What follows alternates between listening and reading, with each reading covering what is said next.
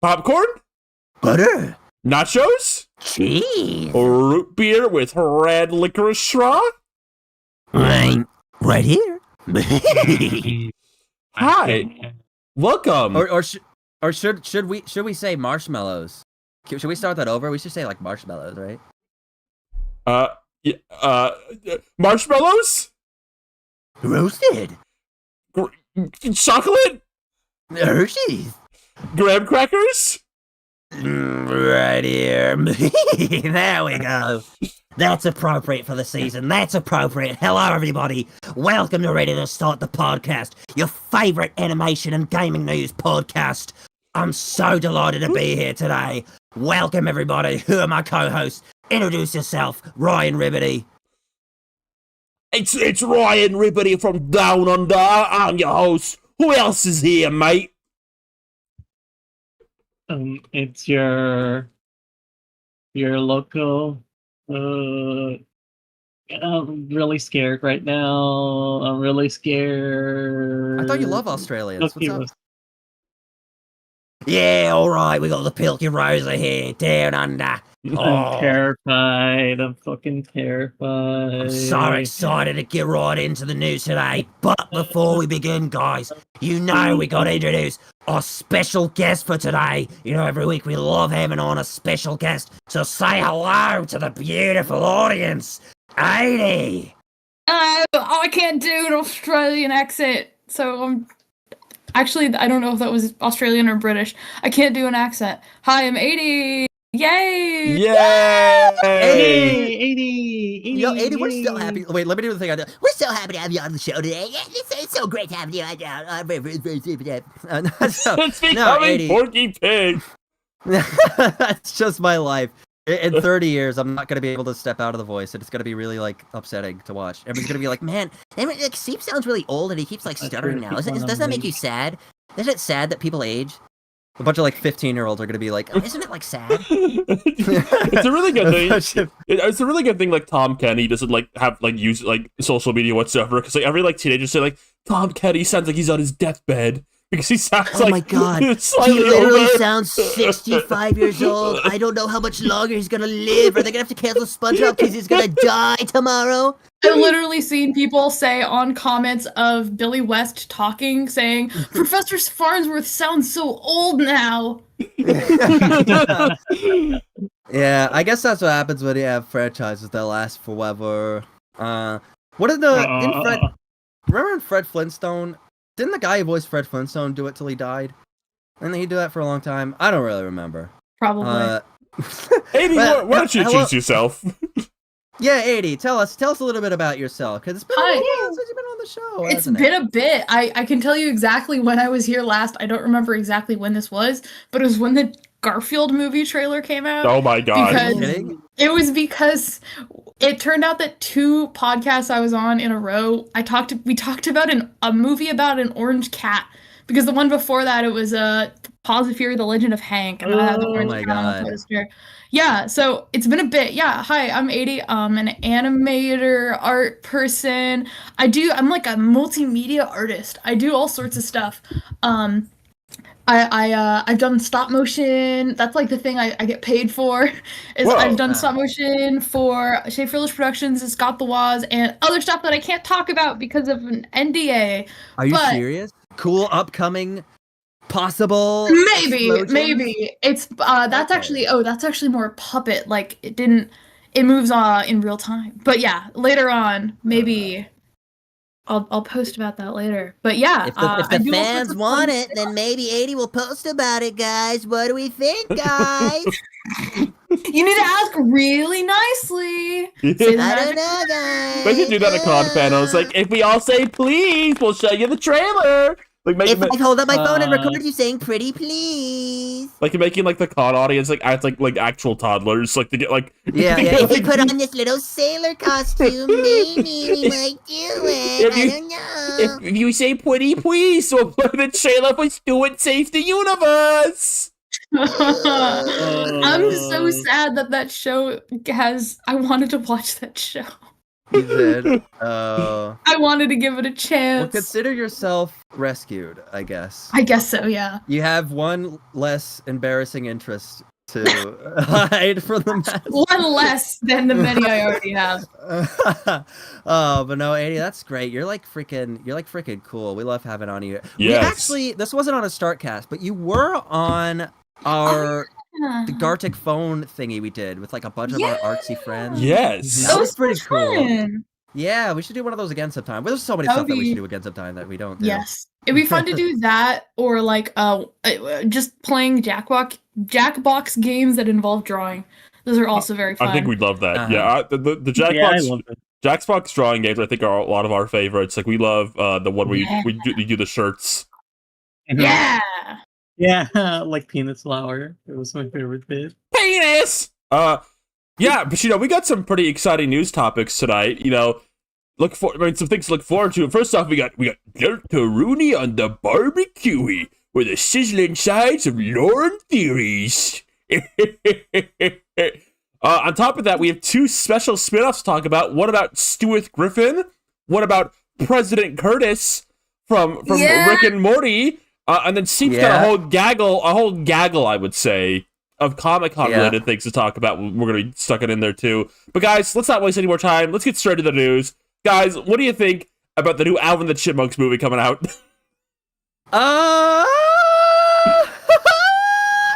It looks really cool. All right, so this is our first news topic. It sounds really cool. You know, we're finally bringing the chipmunks to the modern age. They're going to be online. They're going to be on Instagram. We're going to have a new feature film releasing in 2027.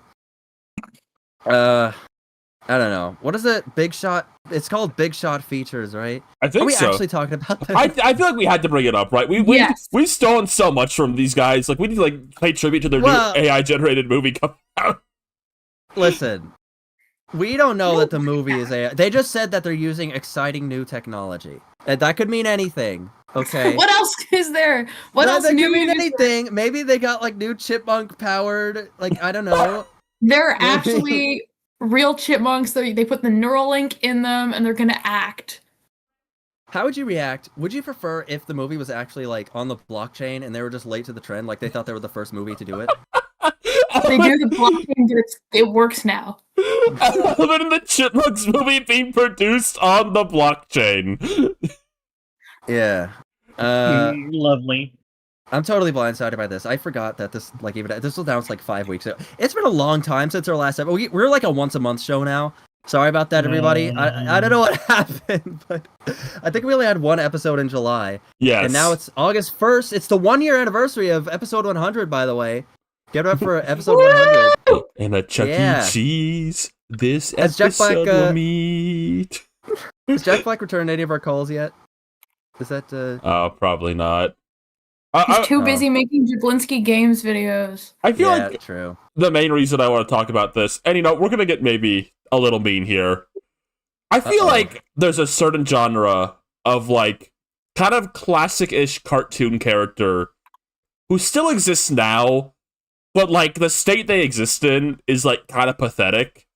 I feel like Alvin and the Chipmunks is like one of like the like characters like IPs, I suppose, IP franchise series that comes to mind when I think of this. It's like Alvin and the Smurfs, like the big two of like, guys, we just gotta put them down. I guess it's not working anymore. It's so far removed from its original appeal. No, the animated Chipmunk movies were good. They came out like those were like 40 years ago now. Yeah, the one with the Wolfman. Yes, I remember those are great. Yeah, that was kind of the last. I remember the Frankenstein one more vividly because it did re-aired on like Cartoon Network a few times. How many of those were there? There was the Wolfman and Frankenstein. Were those the only ones? There was one where Theodore turned into a werewolf, and there was one where Alvin turned into like a crazy tune. A crazy tune, as opposed to a normal tune. Yeah. No, yeah, I feel like there's like, how do I word this? I feel like this is maybe mean to say. I was not surprised when this like news came out, and then it was revealed they were using AI immediately. I feel like it was like, no, yes, Alvin the Chipmunks is absolutely the type of property, like some, like, that's, like, worth, like, not much anymore, but, like is known enough for, like a business guy, like, Perhaps Alvin could be a good basis for our new blockchain Yeah, they've been technology. trying to sell. They've been trying to sell the rights to the Chipmunks for like years now. Like every 7 months, like some like media news outlet would repost the article saying that like the owners of Alvin and the Chipmunks are like looking to like sell them off. It's someone finally bit the hook. Yeah, isn't it a little sad? They were desperately trying to sell Alvin and the Chipmunks and nobody wanted them. Yeah, I It's so think weird. that- It's exactly what you said of just like it somehow has enough global sway to be like internationally recognizable, but it's so nobody wants it. Yeah, it's been And so so by the thoroughly time- devalued as a Yeah. brand. I'm trying to think. I know there are other properties. Shit that got like movies. I was gonna say on Temu, on Tubi. Shit Wow. that got Tubi movies. Oh, I know. Okay, actually, it's not. It's not as internationally known. The What is Snow it? Dogs movie starring Jeremy the hell? Renner has a Is that movie even- on Tubi that is like animated shorts strung together with What? live action actors reading them from a book. It's Wait, is this a sequel to Snow Dogs? yes. I did not know anything else came of that project. That was like, Yeah. when was that? What year did that first movie Oh, wait, come Arctic out? I feel Dogs? like that was in Arctic That's Dogs, like in right? Arctic Dogs, Okay. thank you, yes. What the hell? This is Arctic Dog Friends, the series on Prime Video and Apple TV? Oh. Okay, and the Never movie is called clean. Christmas Thieves. And the main thing I know about it is that they're like, this is a magic book, and they pull out the magic book, and little videos of Swifty, the Jeremy Renner dog, starts moving, and a little boy says, "Look, they're moving like an iPod." What? Never change for me, Reynolds. Never Also, Panic change. Betrayer in chat, like, watch your tongue. Don't say Woody Woodpecker, because, like, a pack of, like, organized Brazilians is going to come to your house. Yes. If you try to imply that the Woody Woodpecker brand is in any way depreciated from its original value. No, that's insane. I'm glad you're here, Adie, because you kind of... Mhm. I feel like you challenge us in terms of your knowledge of things like this. Like, to a degree that even I'm intimidated by. Yeah. I watch a lot of shit. You too, like, you too. Like, no one knew Jenny Reynolds did another Snow Dogs movie. He didn't. I believe there are no voice actors. I No. think it's all silent films. Really? Oh, that's kind of a throwback, though. That's kind of a classical. We're taking like a nostalgic route here. We're paying tribute to the golden era of animation with these silent films. Exactly. That's maybe we need to support this, Dude. even though it looks awful. It This looks is terrible. indie. This is It's indie. basically Glitch Productions. This is basically indie, Dude, hold and on. that there's no budget. Yeah.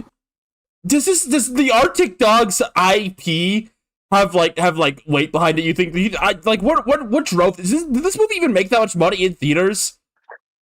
I mean, obviously not, because they didn't bring back any voice actors.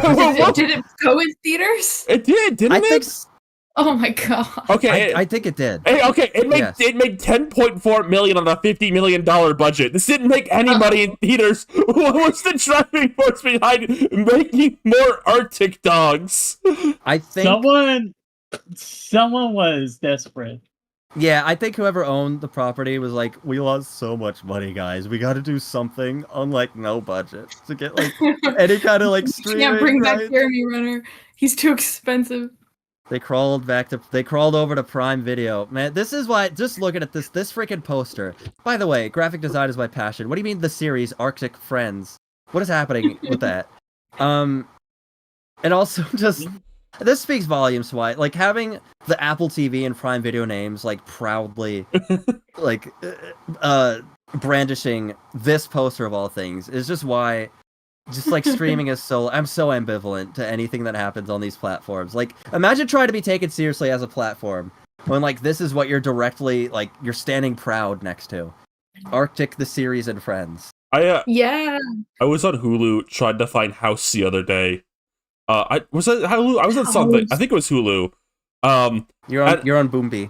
And then I like sound like they were like proudly like showing like a Minecraft tuber show you could watch on like Yeah. in the search On results. Hulu? Yeah, it's like No, It's crazy. They're trying. I think it's getting so desperate that they are like they will promote someone's just like YouTube channel with the same reverence as you would like a full series like fully produced by like professional industry workers.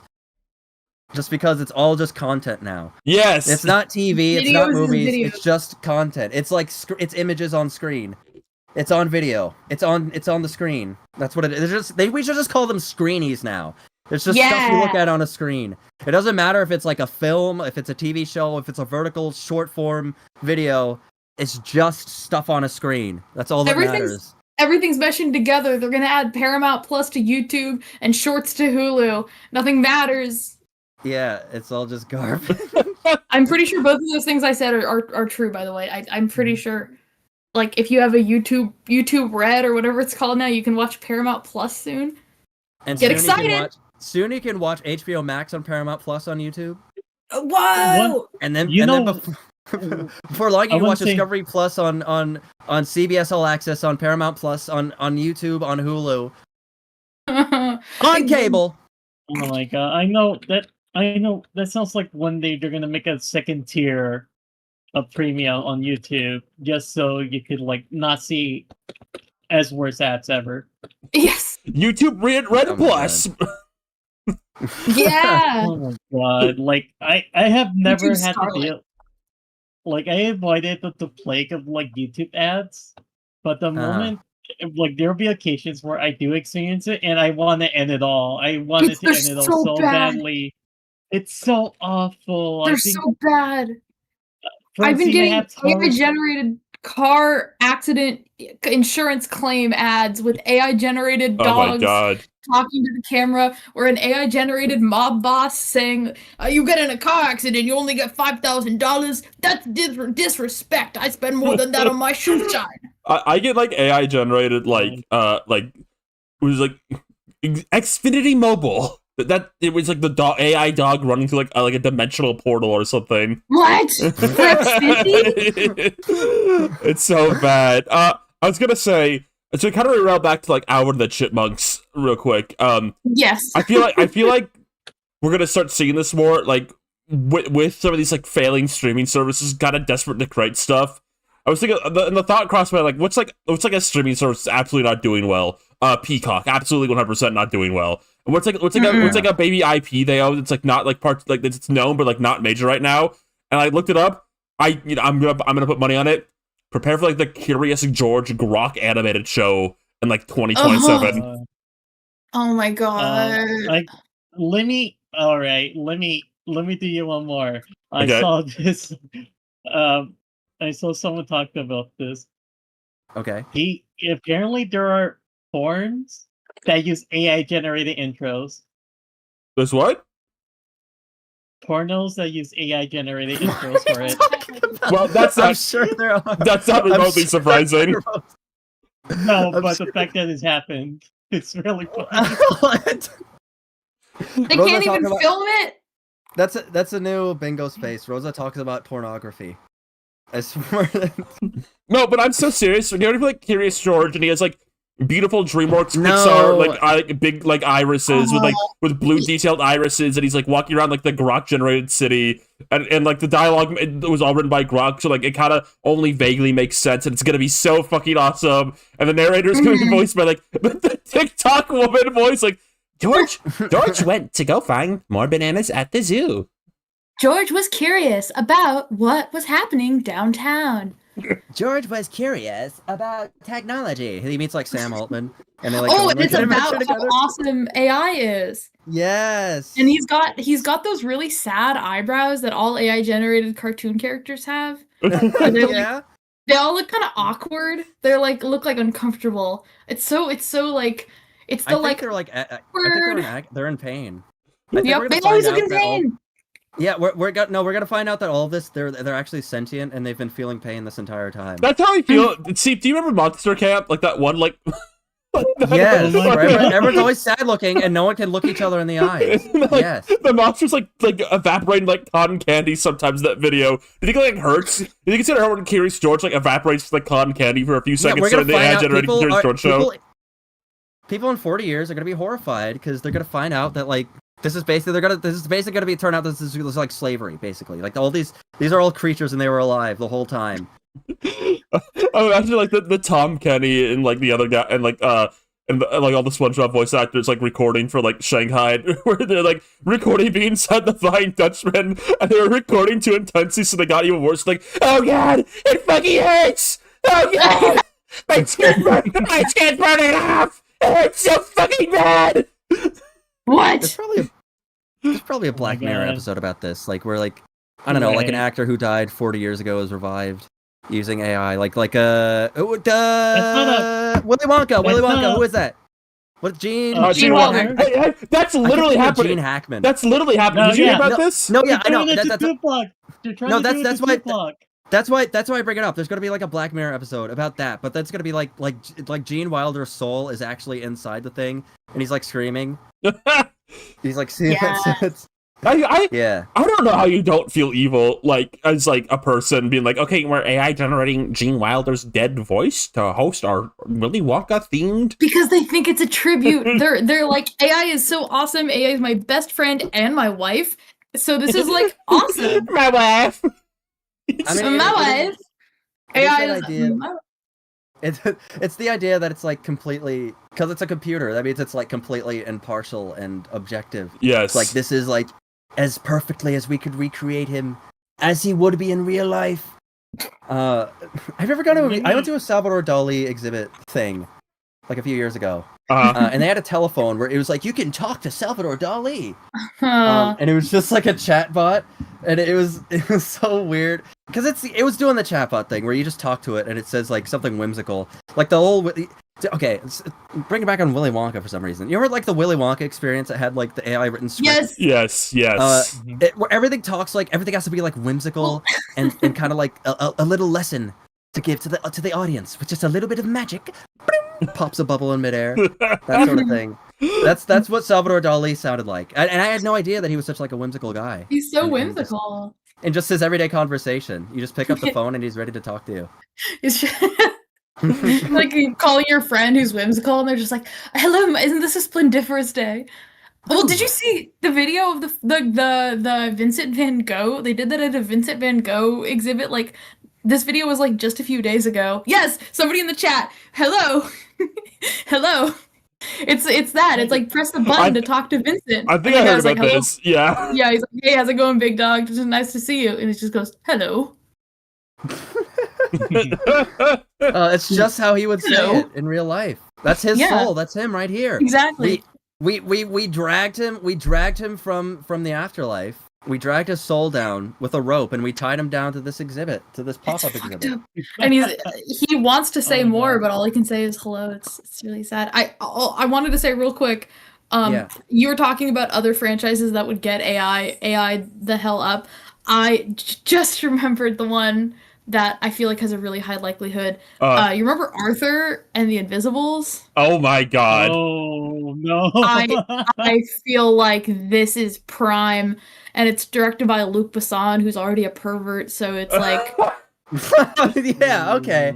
All right, I was going to ask like what's like who owns this? Like what okay, we got a pervert at the helm. Yeah. Also so it's, like, perfect. Also, I don't. It's such a fun fact to drop. So, Arthur and the Invisibles came out in France and then was brought into the United States. But when they brought it in the United States, they cut out a bunch of scenes that were too creepy.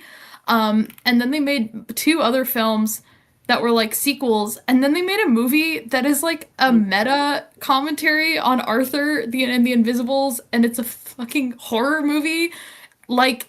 The hell? It's all live action, and it's like it's not exactly like it, but it's like how all the Human Centipede movies are. The characters in the movie has watched the previous movie, and they're like, I want to do that in real life.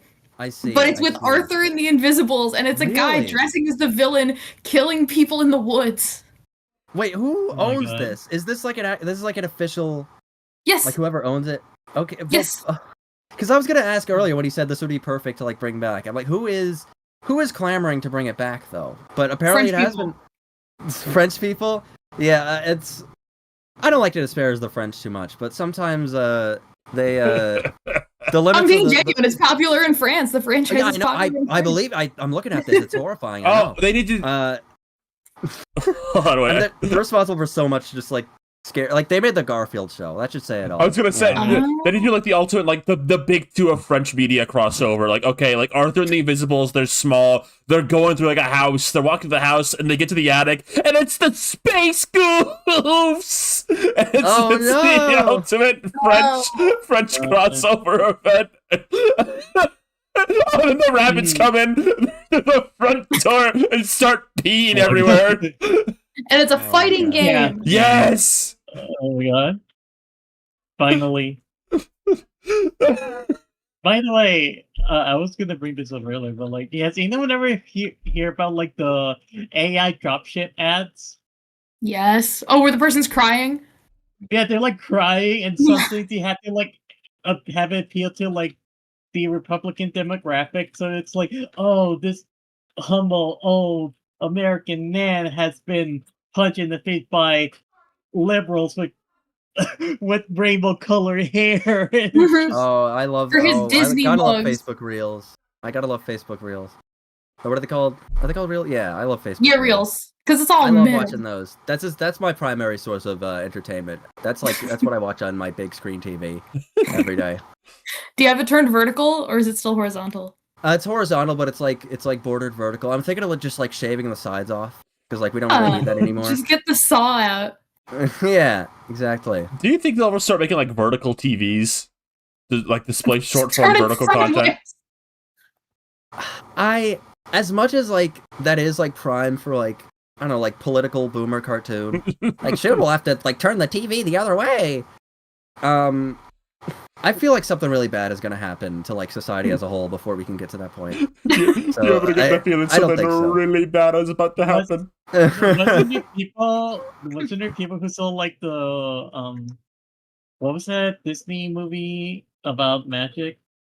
Hex? This coming out. Oh Hex. yeah. Yeah, they were like looking at Hex and they noticed the framing was made to look like it was made to like fit on like vertical screens. Oh yeah, everything is centered. Yeah, it looks like that's my new like point of critique, like my new like talking point to say, like to criticize something very succinctly. I've decided to start saying looks like Netflix. That's my new like Ooh. I'll be honest, it pained me to say it. That's what I said when I watched Supergirl. I was just like looks like Netflix. And that's just the perfect just like you know what it means when I say looks like Netflix. Oh god. Right. Yeah.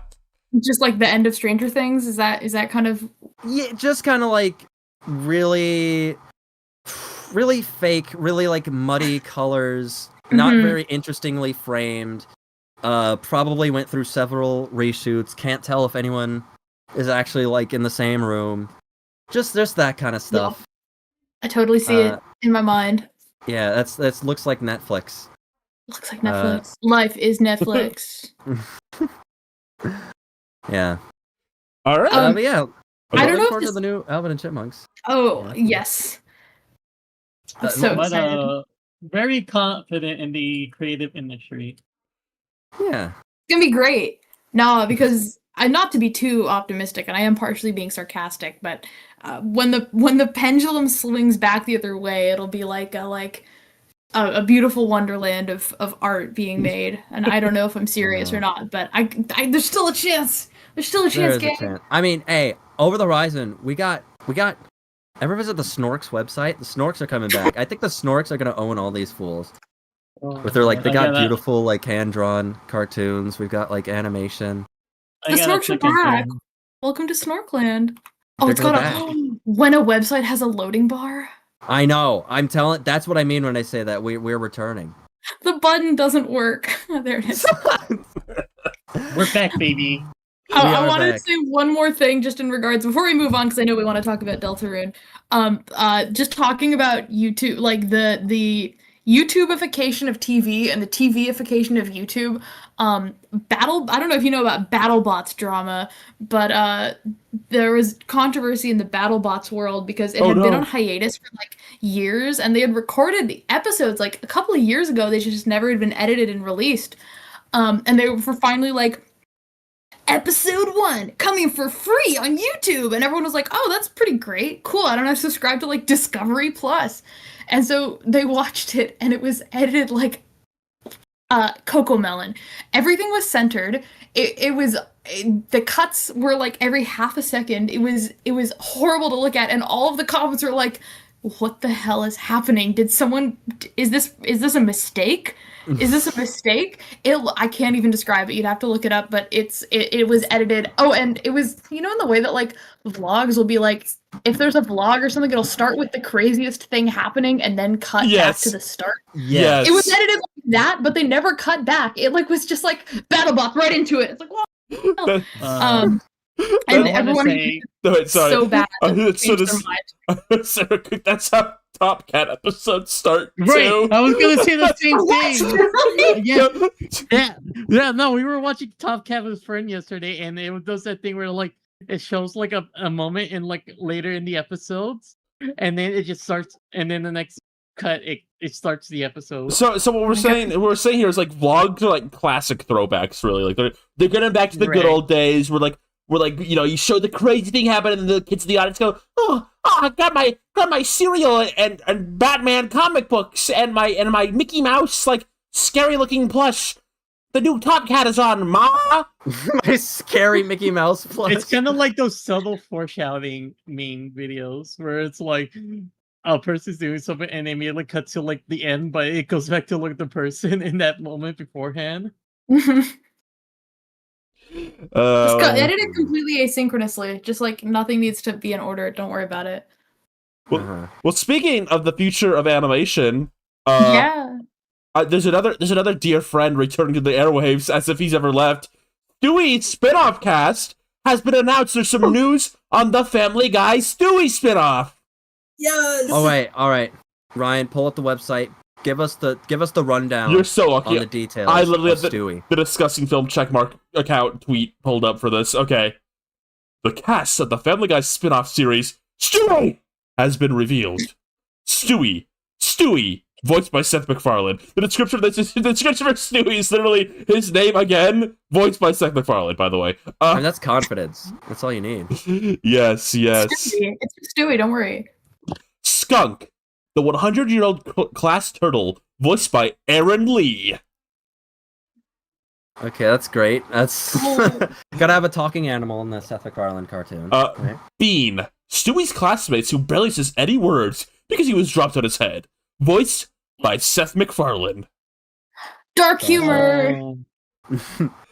Here's one for the fans, though. This is a character for the fans. You're all gonna have your jaw on the floor. BJ, Stewie's new classmate and son of Bruce, a neighbor of the Griffins, voiced by Mike Henry. So Bruce, in case you don't know, is the gay guy who always goes, oh no. Right. Okay. We're gonna have son of. Is it just gonna be a baby with that exact voice? Almost. Or is this an established character already? Almost certainly, yes. Okay. Gay baby. Perfect. A gay baby. Another gay baby? Wait a second. Because we got Stewie already as the lead. Well, hold on. Oh, no. Don't be too confident yet. Don't be too confident. Okay. Keep your eyes peeled. Royal. My eyes are peeled. One of Stewie's new friends that hates his crazy adventures. Voice by Kenan Thompson. Kenan Thompson. All right, we got Kenan. Good old Kenan. Maybe we'll get some Cal later in the show. Are you kidding? Oh, I think you are kidding. Yeah. Okay, but that would be cool. But that's Morgan. Okay, we got Kenan Thompson. Stewie's SNL teacher legend. who parties more than teaching the kids. Voice by Vanessa Bayer. Okay, so we got Stewie's teacher. She's probably gonna be. So it says she's out partying a lot. So it's probably gonna. Every episode's gonna be like, all right, kids, I'm gonna walk outside of the room now, and then that's when the crazy stuff happens. That's when like the turtle jumps out of the cage. She's got to go be Chicago party aunt. I was gonna my ask. I was gonna ask. Was she the one that tied them all to the radiator? What? Is that a thing that happens? Why would you ask that? Okay, so like, occasionally, like when Lois is like talking to another person, Stu would occasionally interject with like stuff that happens at kindergarten. Like one of them being, yeah, she's tied us all to the generator when she stepped outside. My god! So we're gonna get say, to see the other side. Yeah, he says like, oh yeah, the teachers are always doing like messed up stuff to us, implying that they either get abused or like left for dead. Jesus. Well, okay, there's a few more here. We got Wanda, Stewie's intellectual soulmate and object of affection, voiced by Melissa O'Neill. Okay, so we got like Okay. an industry plant girlfriend character. I see. They're ruining our gay woke babies. Yeah, well, it's for like when the press comes. Melissa So there's it O'Neill. lowers suspicion. So it's a lavender daycare. Nah, but Stewie, we love our bisexual 1-year-old king, though. Okay, let's not be glib. Well, usually, I don't know, when Sui gets into a relationship with a girl, it's very lavender. You think so? I mean, you've Yeah. apparently watched a lot more Family Guy than I have, because you're kind of talking about it like a master right now. Well, hold on, there's one Well, more that's character. what I always know. There's one more character. There's one more? Wait, Yeah. you're saying there's one more character? We got in the one more cast of the Stewie Yes. spin-off? Yes, Carolyn, a wannabe influencer and Stewie's no. formidable classroom nemesis, voiced by Jessica Lowe. Yeah.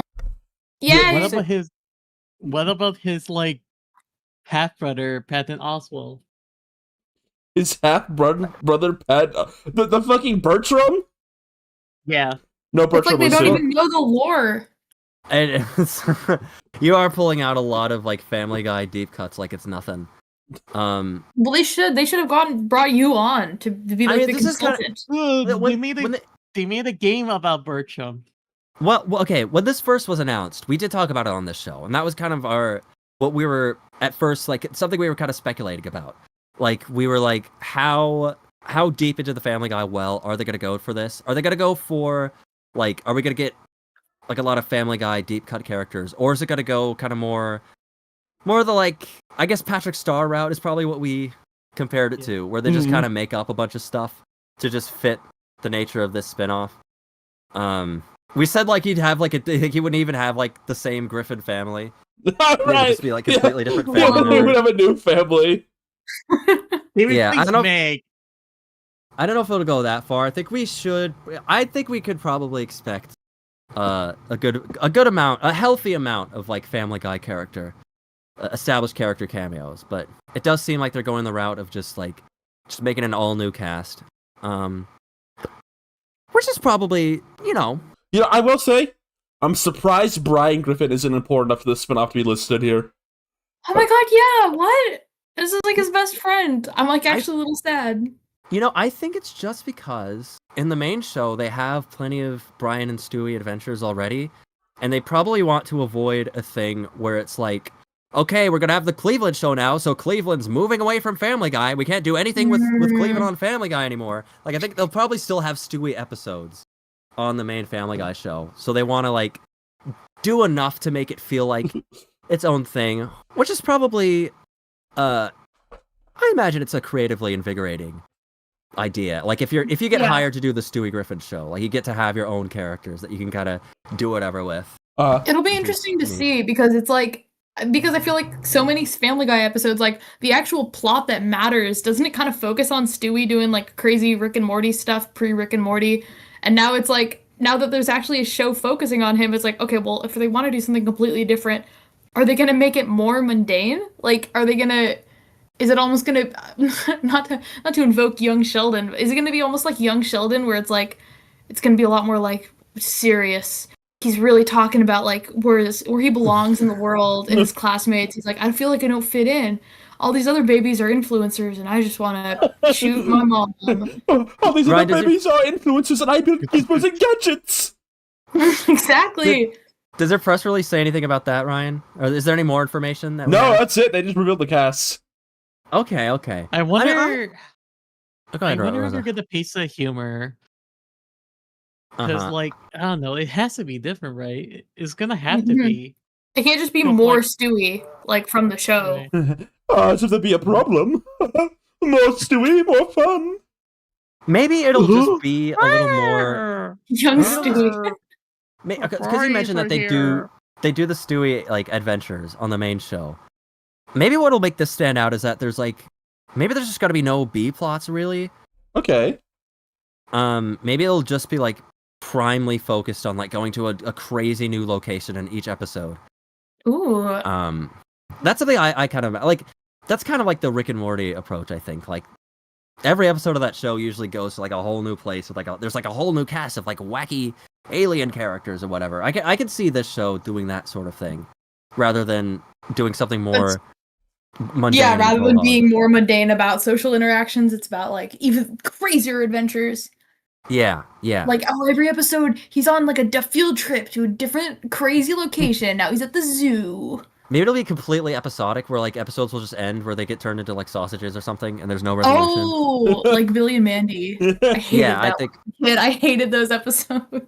where it would just end with no resolution. Yes, I'd be like, no, what happened? I feel like that show has a shocking amount of episodes where one of the main characters dies, and it's just like, yeah, that's it. It's over. They're dead. The episode's over now. That was what people thought with Venture Bros season 1. Like I don't know if you've seen the ending, but the main characters literally explode. They're like, hey, you got ammo for this gun? I was thinking about the one where like Billy like has to eat the right antidote, and then he just like eats it, and then he explodes, and and Mandy goes, "I miss Billy" or something, and Group's like, "Oh, I'm sure he's in a better place now." He just fucking dies. He explodes and dies. Remember the one where they went to like the Hourglass Factory or something like that? Oh yeah, that ended all them being unburned. Babies. That one was so scary. So Angler in chat says Brian cameos in this show like SpongeBob does in the Patrick Show. Do you think Brian will have like a slightly different design like SpongeBob does? Like he'll have Brian will have like his tuft of hair and a slightly different color to like establish a different point in time. They just like, oh, I have a new collar, like when Shaggy got a red shirt in those other Scooby Doo movies. Right. It'll be blue collar Brian. He has like a tuft of hair. Yeah, they need to do something so that when you change the channel to this, you know if it's the Stewie Show or Family Guy, so you don't get confused. He's gonna have different eyes. No, it's gonna have to be green collar because we already did the blue collar Brian in the show where he has sex with his blue collar counterpart. I'm glad you know that. That happens. Yeah. No, awesome. Stewie made like a robotic like duplicate of Brian, and he started having sex with him. Is this Rosa? Is this a new character trait? For some reason, I don't remember you being like this proficiently savvy with Family Guy knowledge. Like I know you knew your stuff, but I'm kind of getting like. It's you're setting up combos right now. It's impressive. Like every talking point has like a Family Guy related anecdote. Yeah, you wish this was around during the quiz show. Yeah, nobody's seen that though. Nobody knows that, but yeah, I do wish that. See, were they showing any Stewie stuff? Was there like a booth with Stewie show merch at Comic-Con or anything like that? I did not think to look for that. As far as I could see, no. No, there was just a regular. I didn't go to the Family Guy panel. Maybe they like mentioned it there, but yeah, makes sense. I mean, we don't even know like what the show really. I think we only have this like key art. No, they have not. They have not shown a single second of this show. When does it come out? We don't even know what all these wacky characters look like. Maybe we should we should do like a fan event where we like try to guess what all these characters look like based on their like descriptions. Ooh, right? Yeah. Let's like mobilize our community. Okay. I'm genuinely a little disappointed looking at the key art that it looks like it's in the exact same style as Family Guy. It's like, come on. Right. Couldn't it done something a little different? Like doesn't the Patrick Star Show have like it has a different art art direction? Yeah. So yeah. It does ultimately look similar to SpongeBob. The difference is SpongeBob right now at least is script driven and Patrick Star Show is board driven.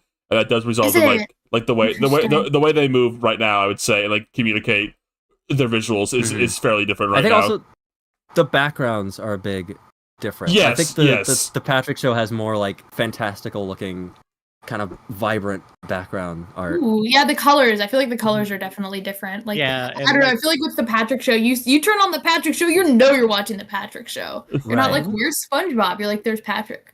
Yeah, Patrick, Patrick, and he's shaped like Steven Universe. Yes, exactly. Oh, got a gem on his stomach. Yeah. That's... So when is Stewie coming out? When can all these fans? When can all these fans expect to see Stewie? The 2020 when he's gonna come out. The 2020 waiting. The 2027, the 2028 Hulu season. What? Is that what it says? Yes. Like over a year. Oh man, they're teasing us. Well, it's just that's great. We have enough time to like make our theories. That is true. We have plenty of time to like draw our fan designs. Yay! You think who's supporting Brian? We gotta know. The Roaring Brian. You know, when you did mention there was like a turtle class pet, all I can imagine is the Bill Burr turtle from Leo, Adam Sandler's Yes! Leo. Oh my god. That's all I can Oh my imagine. god. I It was entered over- yeah. an alternate universe where Leo was made by Seth MacFarlane, and I had to like snap myself out of it for a second. different guy. Has Adam Sandler ever been on a Seth MacFarlane show? He That had has to have to. happened. I feel like Seth that has to have happened. MacFarlane. Leave it to me. I feel like it's funny they had to invent another talking animal for Stewie to have because they didn't want to have Brian in this show. Like Stewie cannot exist Yeah. without a talking animal character. I mean, I what's think that that's guy's just name? The other guy who's not Seth MacFarlane. His name left my mind. Adam Sandler? Adam Sandler. Yes. Okay, Thank you. yeah. I mean, I think it's just like a MacFarlane staple at this point, right? I think all his shows have some kind of obligatory talking animal. Maybe he just loves animals. Yeah, what can I say? I just love animals. That's what he'd say if he was here. Who do you think? Well, you know, what can I say? I News. just love me some animals. Who do you think is the goat of like Seth MacFarlane talking animals? It's like Brian versus Klaus versus the bear from a Cleveland show versus Ted the teddy bear.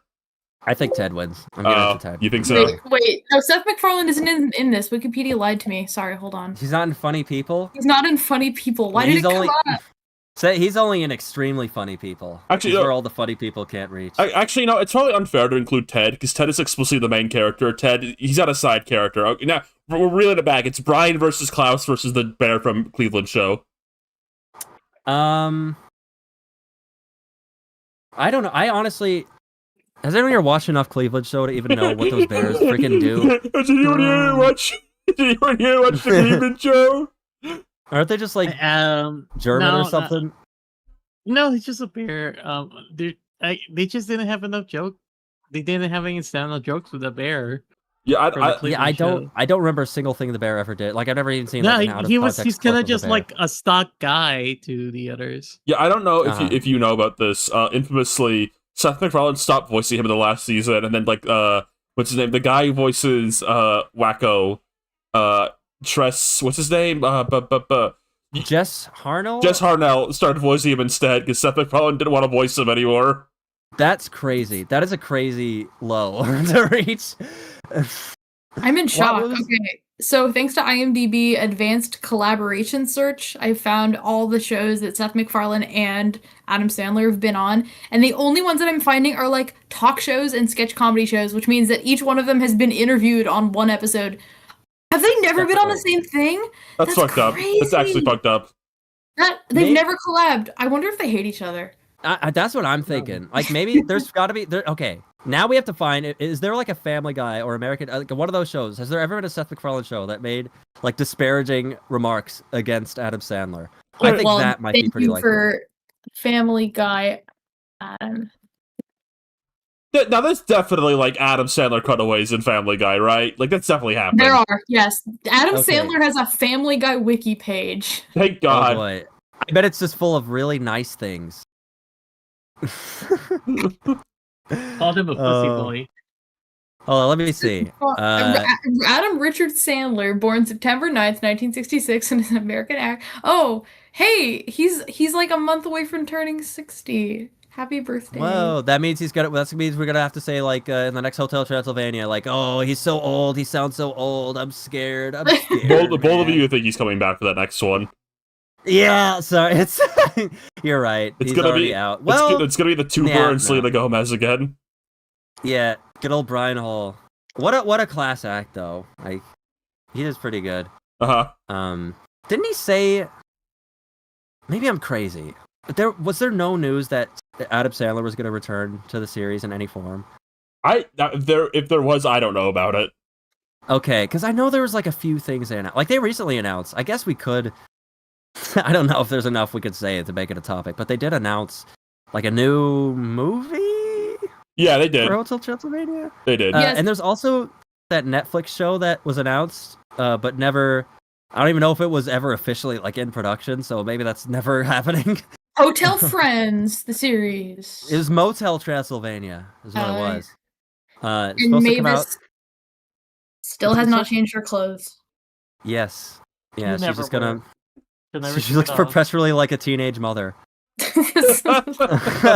She does. They need to do like 100-year time skip where she's like a goth mommy. Oh wait, do you think? I think. Oh, Yeah. that can like deal with like that. that can like deal with the weight of like if she like bit her husband or not. Like make sure he stays alive. Then we'd like kind of like grapple with that. Like maybe he's dead. Like we learned like he didn't want to he wanted to like value his time on Earth. Like, Okay. he didn't just want to be immortal forever. You know what? It's gonna- Okay, I actually have a theory for this. Yeah. Okay. I think he's gonna be dead, but like the movie's gonna be about like they miss him or they need him or something. So they're gonna like revive his head, Frankenstein. Like Frankenstein's gonna help. And they're gonna like Yes! revive his head or something. That's And he's good. gonna be like a head in a jar for the rest of the movie, and they're gonna have like headless. They're gonna have like a decapitated head gags. Do you think she still Like loves him like old- this, or it's like really weird now? Like she does not show any love towards him in this form. No, yeah, she doesn't like it. She's gonna leave him for Barbados Slim because he's just a head. No.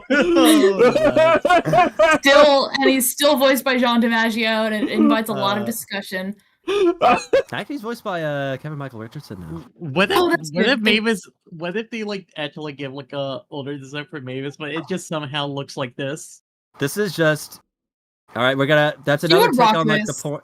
This is like a sexy Pokemon lady. You're bringing up. That's the Hex Maniac. Yeah, Yes, it is. She's an icon.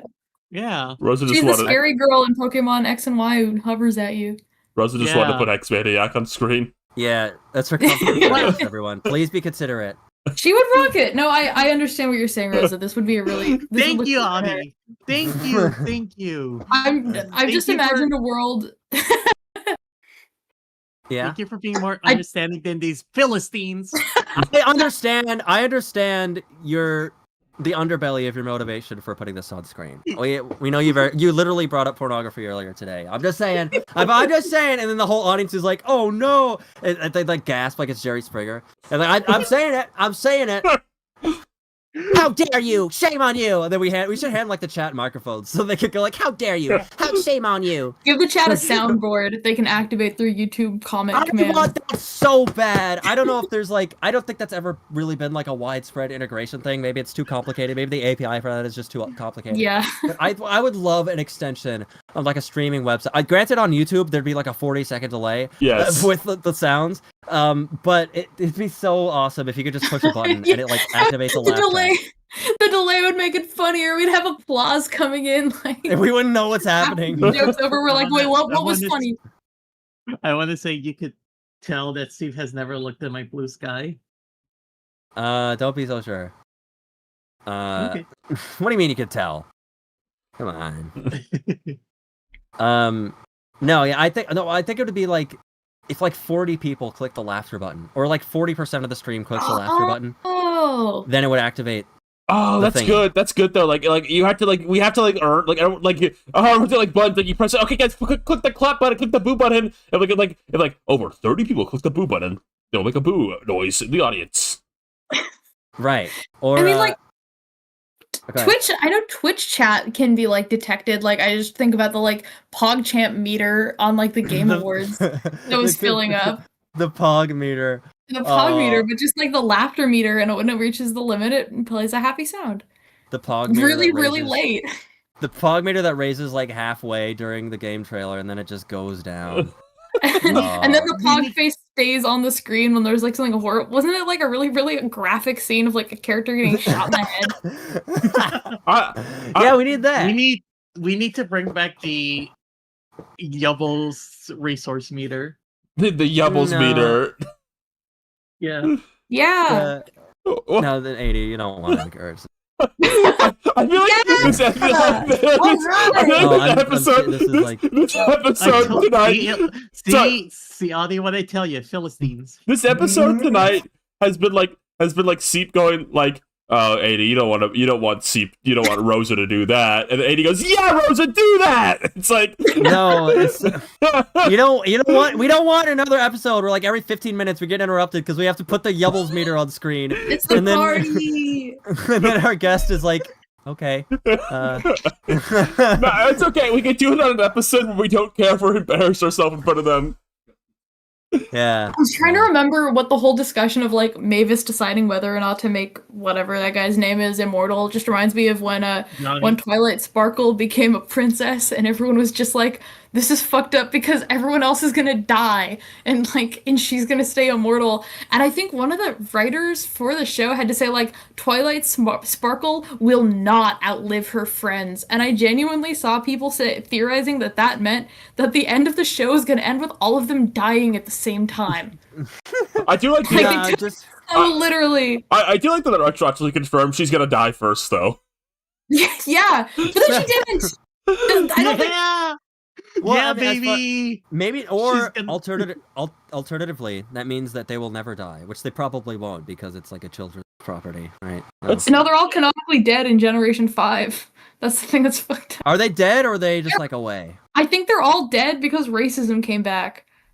Oh, so they got like slaughtered. In a I don't know.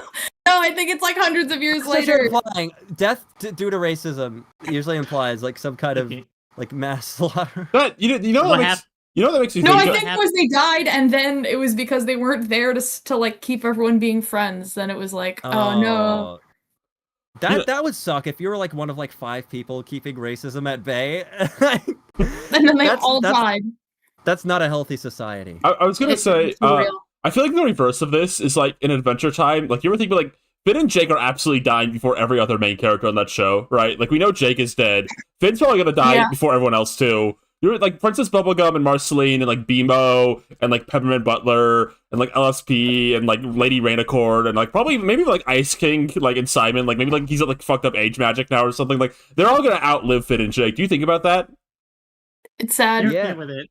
They made a whole episode. They did. Remember, Peppermint Butler was really okay with it. Yeah, I mean he's kind of otherworldly, isn't he? Yeah, he's in touch with other worlds. He's like he does literally talk to them while they're dead. Yeah, that's the thing that helps is that the afterlife is confirmed and like pretty chill. Yeah, and you could like reincarnate stuff. Yeah. I like how selective they were with who was dead and together again. It was like villains who were like dead already, and then Donnie the grass ogre. Yeah, Tree Trunks who's like old already. But then, and then of course he's in heaven. And then he's having a lot of sex up there. And then they reworked it with like they worked backwards with Choose Goose. They told you Choose Goose was dead first and in hell, and they worked backwards to show you why he was dead and in hell. Right. On screen. Yeah. Yes. And but Cuber continues to live. Oh yes. I love Cuber. I hope we see. Oh, wait a second. We didn't talk about this. We talked about the New Adventure Time show. Are they going to do more Greybles episodes? No, they can't. I think they stopped doing Greybles episodes because they realized like it's hard to think of 5 things that go together. I think they've said that. Because like after the first 2 episodes, they had to start doing stuff like Maslow's hierarchy of needs. And, like, good. But then it wasn't. Wasn't it like you think it is? Like you literally have characters going like the self-actualization, like as a catchphrase. It was like, but then he's like, it was the 5 seasons. It was like there was one that was about the 5 fingers, but it was actually about the 5 tastes. Like that's what they did. Yes, that was it. That was it. But then in the later ones, the joke they did was like he wouldn't even tell you what the theme was. So it was just You're right. Like, it was just kind of like whatever. You know what you can do in the new the new one they're doing right now. I forgot the name of this Side Quest. There's just like there's too many shows now. So it's just kind of like a baby show. They could do like he pulls like I'm going to tell you 3 stories, and he pulls the books. I'm going to label you 3 Greybles. Like the Moana Beach Grandma books. I'm going to tell you 3 stories. Get ready for the Adventure Time movie when it's just that. Yes, just give Emo Phillips more money. Just keep paying the man. I support that endeavor. I would show up to that. Shout out to Emo Phillips. He's a name searcher. If you tweet about him, he will like it. He's a great poster. So. It's like how Cheetan likes anything with the word trans in it. Yeah. You know what? They need to the Adventure Time movie could be about Donnie. I would still show up for it. If it was a fucking Donnie movie. Don't say that. Well, Adventure Time movie needs to be like subversive. It needs to be like the Monkeys movie where there's just like no plot and it's just kind of things happening and it's about the Vietnam War. Hold on. What is the Monkeys movie? It's called Head, and they made it, and it was so weird that they just didn't put the monkey's name on it. They just said it's called Head. And Who's the monkey? Monkeys! Oh, the band! Yeah, I was gonna say the band, Oh, the band, the monkeys. I was thinking of the band from like the 60s or whatever. I was thinking of like the animal. Sorry. I was like, they let the monkeys have their own movie. Like, finally. That would be awesome. Like Orangutan School, that show. Yeah, it's Orangutan Jungle School. Yeah, the movie. Oh, my non-binary friend named Soup is trying to get me on that show. Yeah. Oh, they should do like the Monkeys X the Gorillas, the movie, like the monkeys and the gorillas meet. Oh my gosh. And they go on a big That adventure. would be great, except 3 of the 4 monkeys are very dead. That's okay. Well, thanks to the power of Garage. Yeah. Oh, it comes full circle. And then I put my hand in my heart. Elon Musk puts his hand on his heart, and then he extends it forward in the air. This is why this technology was created. And he sheds a tear. I Yeah. don't want to think about that. And then he... Nothing. I was gonna say he injects his sperm in another white woman, but it's a good thing I didn't say that. He looks, That would've been you weird. know, sometimes looking at Elon Musk, he reminds me of like the way he's built. He looks like the way he looks like he's kind of built to survive a car accident. I like how there was kind of no apropos for that, but I'm glad you said it because it is very true. You said that to me like 5 days ago, and it kind of knocked me out. It's true. He's built to survive a car accident. And what that, And like, he's gonna model need that it. was He's gonna made? need it. That With model, his like, cars. oh, he did it on purpose. He saw that model that was made of the Yes! guy.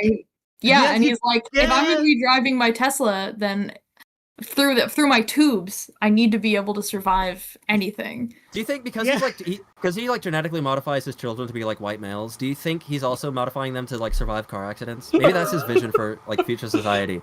Like Yeah. everyone's gonna be surviving. We gotta tread carefully though. That one person in our YouTube comments got mad when we joked about this. Like the Ice Age is gonna be about birth rates. Is gonna be very upset with us. No, but It sounds really funny. no, just imagine like, it's like a future, like a dark Futurama. Like Fry goes even further into the future episode, and like everyone's built like Elon Musk now because he spread his sperm across the world to survive car accidents. And there was the great car accidenting of 3,400, and only Elon Musk car crash spawn survived. Are you sure that's not a Rick and Morty episode that already happened like 5 years ago? No, that's Elon Tusk. Oh, that's sorry. They all look like Elon Tusk then. Well, it's Rick and Morty. And speaking of Rick and Morty, one of their dear friends has his own show now. What do we all think of the President Curtis show? Oh my God, couldn't find President it. Curtis. Yes. You couldn't find it. It's I on. thought It's on HBO Max on Paramount Plus on YouTube. If you're, Oh, fuck. I don't know. I don't think it's actually on YouTube, but it's just on. Well, okay. But Can you give just us a show of recap? hands. Did anyone here watch President Curtis? I did. No. Oh, okay, you did. Did you? That's good. I did, in fact. Okay, good. Ryan, Yes. I know you watched one episode. Huh? They had the first episode premiered recently. Uh huh. I got to watch 2 episodes. Ooh. I'm just saying. I'm not bragging or anything. Did you see it on the big screen? I'm not saying to brag. I did see it on the big screen before a live audience at San Diego Comic Con. I might have seen it. I might have seen season 1, episode 7 or something. So they did the thing where they show you like the pilot and then just like a random episode from later kind of thing. Right. Yeah. Kind of fun. Kind of give you a good breadth of how the things will go. I think Yeah. that's what happened with side quests when they were like dishing that out to like reviewers and media as they gave them like the first episode. I mean, that's what our dear friend Nikki Tendo said at least. Was they got like kind of Right. like a sampling of like episodes from across the season. Yeah, an hors d'oeuvre platter. Yeah. So it is real. This is a real spinoff from some of the okay, let me actually pull up the Wikipedia so I could give like an accurate like journalistic evaluation of the new President Curtis series. But this is a spinoff of the Rick and Morty franchise now, I guess it's called. Yes. It's the Rick and Morty franchise now. It's created by James Siciliano and Dan Harmon for Adult Swim. Mm-hmm. And yeah, I think right now one episode it premiered this past Sunday, so one episode is now available. It follows President Curtis and his kind of board of like wacky I guess his wacky board members at the White House, and they do like sci-fi conspiracy style adventures. It's kind of like, I think they described it, because I was able to go to the Comic-Con panel for this. They described it as more of like an X-Files take on the Rick and Morty world. Yes. Where they kind of do more ground level type adventures instead of going, because like in Rick and Morty they just kind of go to like other planets and like other worlds like it's nothing. But this is more about like what crazy stuff is happening like on the Earth's surface. Kind of stuff. Is it a bit inside jobby-ish? Yes, I would say incredibly so. Yes, yeah, definitely. yeah. And a lot of people were, and that's something about this show that's kind of like about its reception that I'm kind of like, a lot of people like were responding to this news like, oh, we got this instead of Inside Job. I mean, as if these two shows have anything to do with each other, like production wise. But I feel like, if you liked Inside Job, like, isn't it kind of like a cool thing that kind of a similar thing gets to be made? I mean, it's not like exactly the same, but it's kind of like a similar kind of concept. Like they cover similar topics as far as like the kind of wild shenanigans that happen comedically.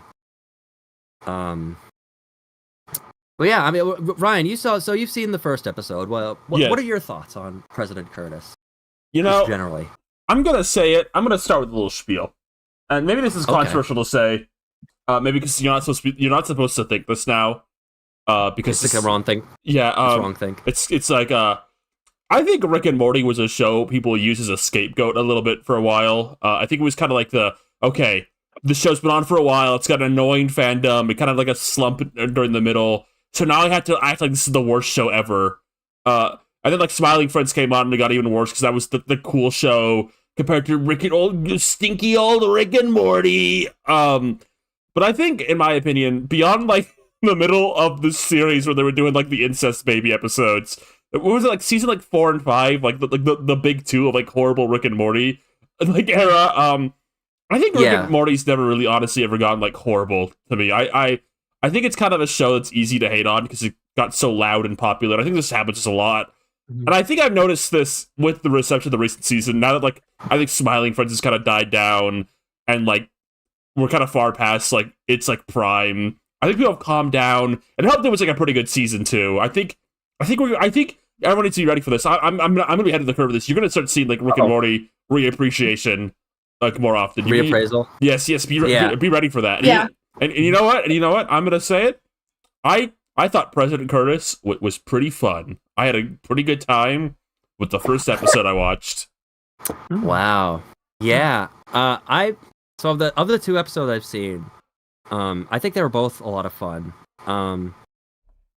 I don't know how I'd rate them against each other necessarily. There's no point. No one's seen the later episodes yet. But no, yeah, I think it's a pretty fun show too. It's got very like quick, snappy like writing in its humor. I like that a lot of its jokes are not, it doesn't feel too like there's too many like stock jokes. I feel like that's a problem a lot of comedy, like sitcom type things could fall into, where you kind of just follow archetypical type humor.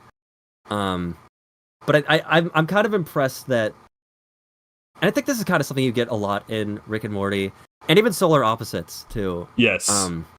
Where they do a lot of like quick humor, and sometimes they'll like reference things that you wouldn't expect to happen, just kind of like out of nowhere. I wish I had a good example. I should have written some of it down. But there are some like really, I don't know, funny out of pocket things that are said.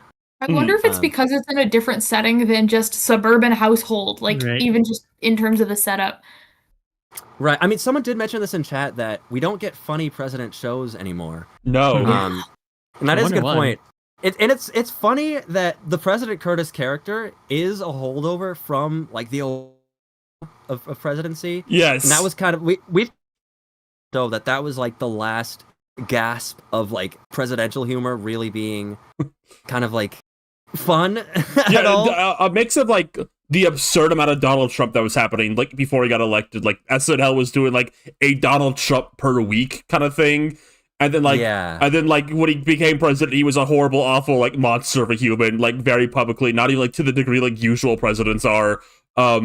I think the last time anything remotely like that happened was like I think people got like tired of like George Bush humor for a bit too. There was that. But I think we're officially now very like now that we're like 2 presidents sitting with this guy, we're very tired of president humor. I would say. Yeah. And so it is impressive that they do.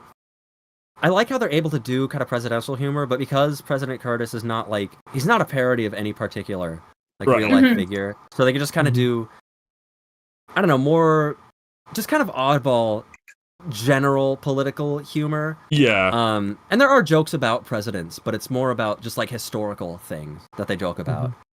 They're not really like tapping into too many current events, though they still like joke about contemporary things. In the other episode I saw, like episode 7, there was a really funny like setup and payoff joke they do. It's about AI pornography is the subject of it, is what I'll say. And it was I thought it was really funny. So I'm excited for people to see that one, because that was a really big laugh for me. But yeah, it's good. Pretty good show. I mean, I want to say I remember one of the. I haven't seen the show, but I remember the commercials coming up for it. It's like, oh, President Curtis, and then seeing the character like talk about gun, baby gun, in the hotel room. Yes, what is it? We did see commercials for President Curtis in the hotel room. Yeah, it's just like the gun, baby gun, baby with a gun, baby gun. So right through my head. The show does something kind of like funny, I would say, where it's like you can't really have a show where like the main character has all the power in the world. Like that's just not how you can really make a show, honestly.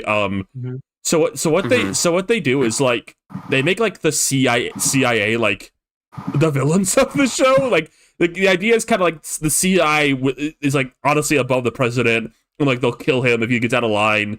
So like the CIA is like the villain of the show, which I think is kind of like an interesting thing to do, I suppose. Yeah. Yeah. I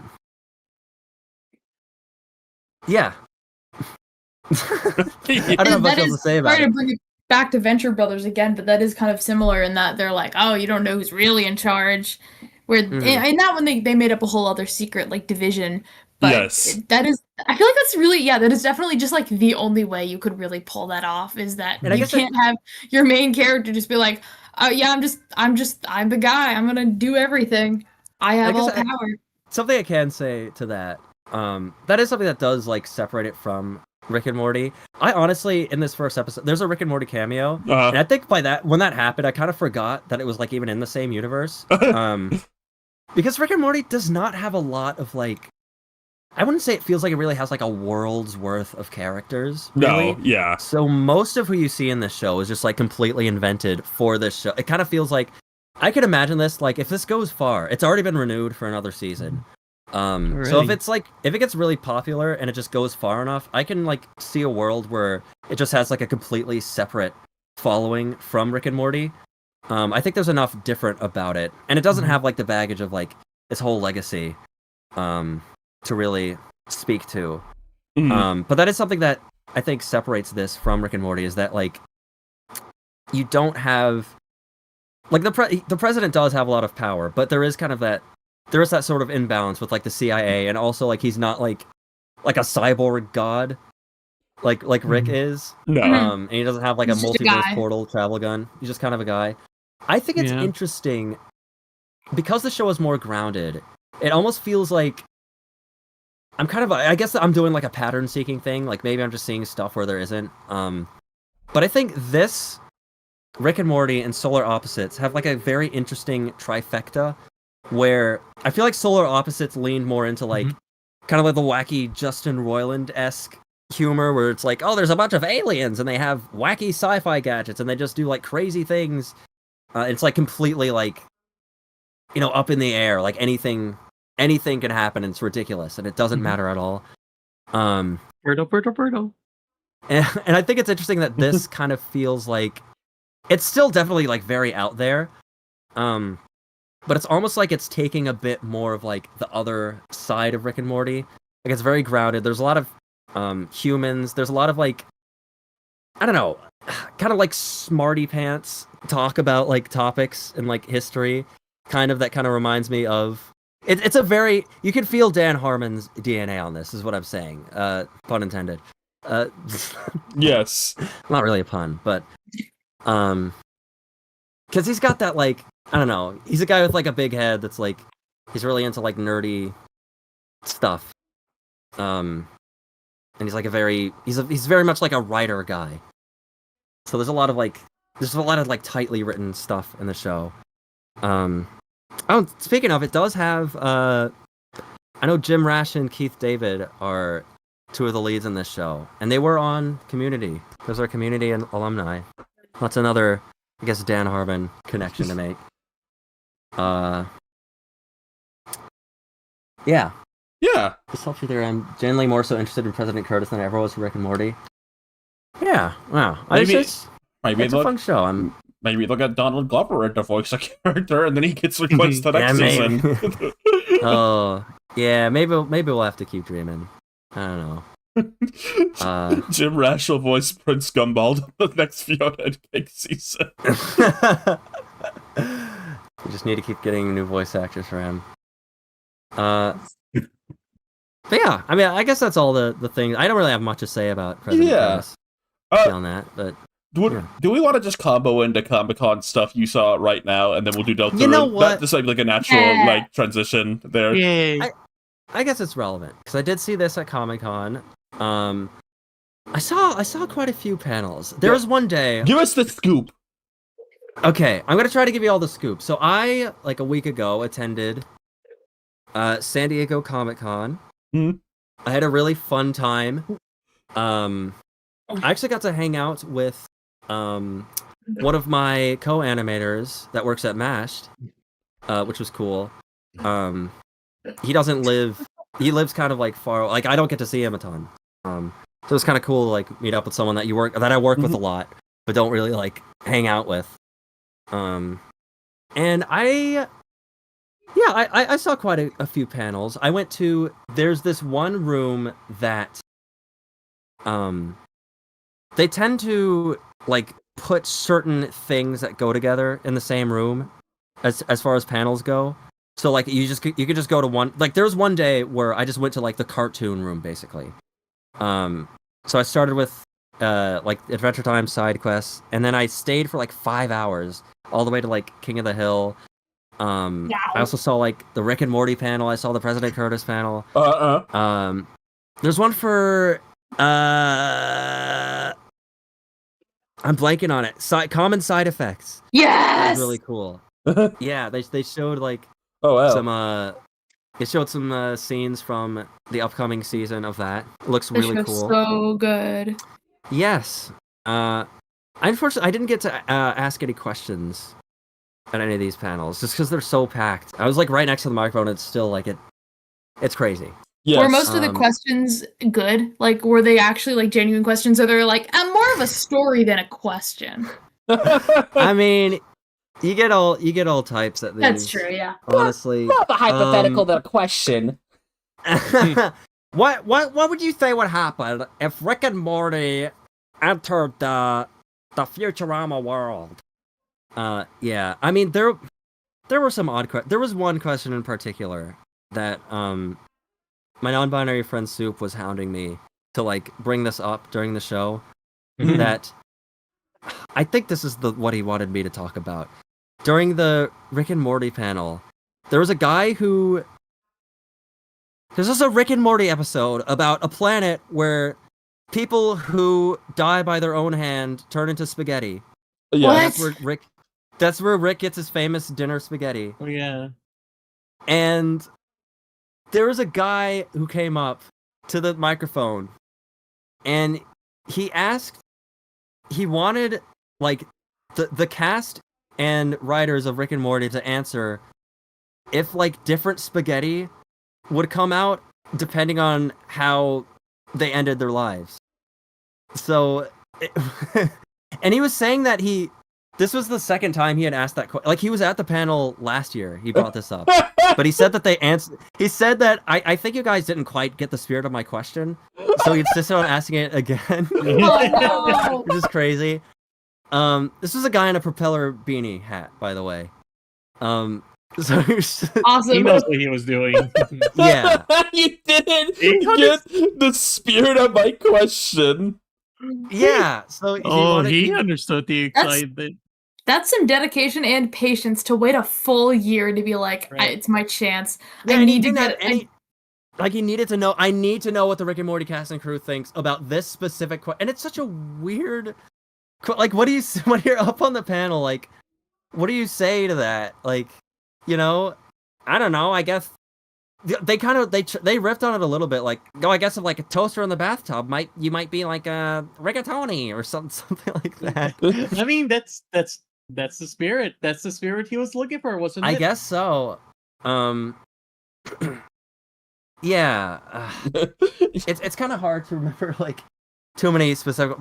That was one. What if you that like did happen learn at one of these later panels. that guy was like he was like on DeviantArt as like Spaghetti Guy 44, and he had like his entire DeviantArt gallery was filled with like cartoon females like holding spaghetti plates. Like, it was like, I don't know. like pictures upon pictures of Princess Bubblegum with plate of spaghetti, Dexter's mom with plate of spaghetti, Dee Dee with plate of spaghetti, Blossom with plate of spaghetti. Like, just like it gets even worse. It was funny though, because when he first asked it, like everyone on the panel was like kind of like joking it off, like they weren't really sure how to approach it. So he was like giving suggestions to them.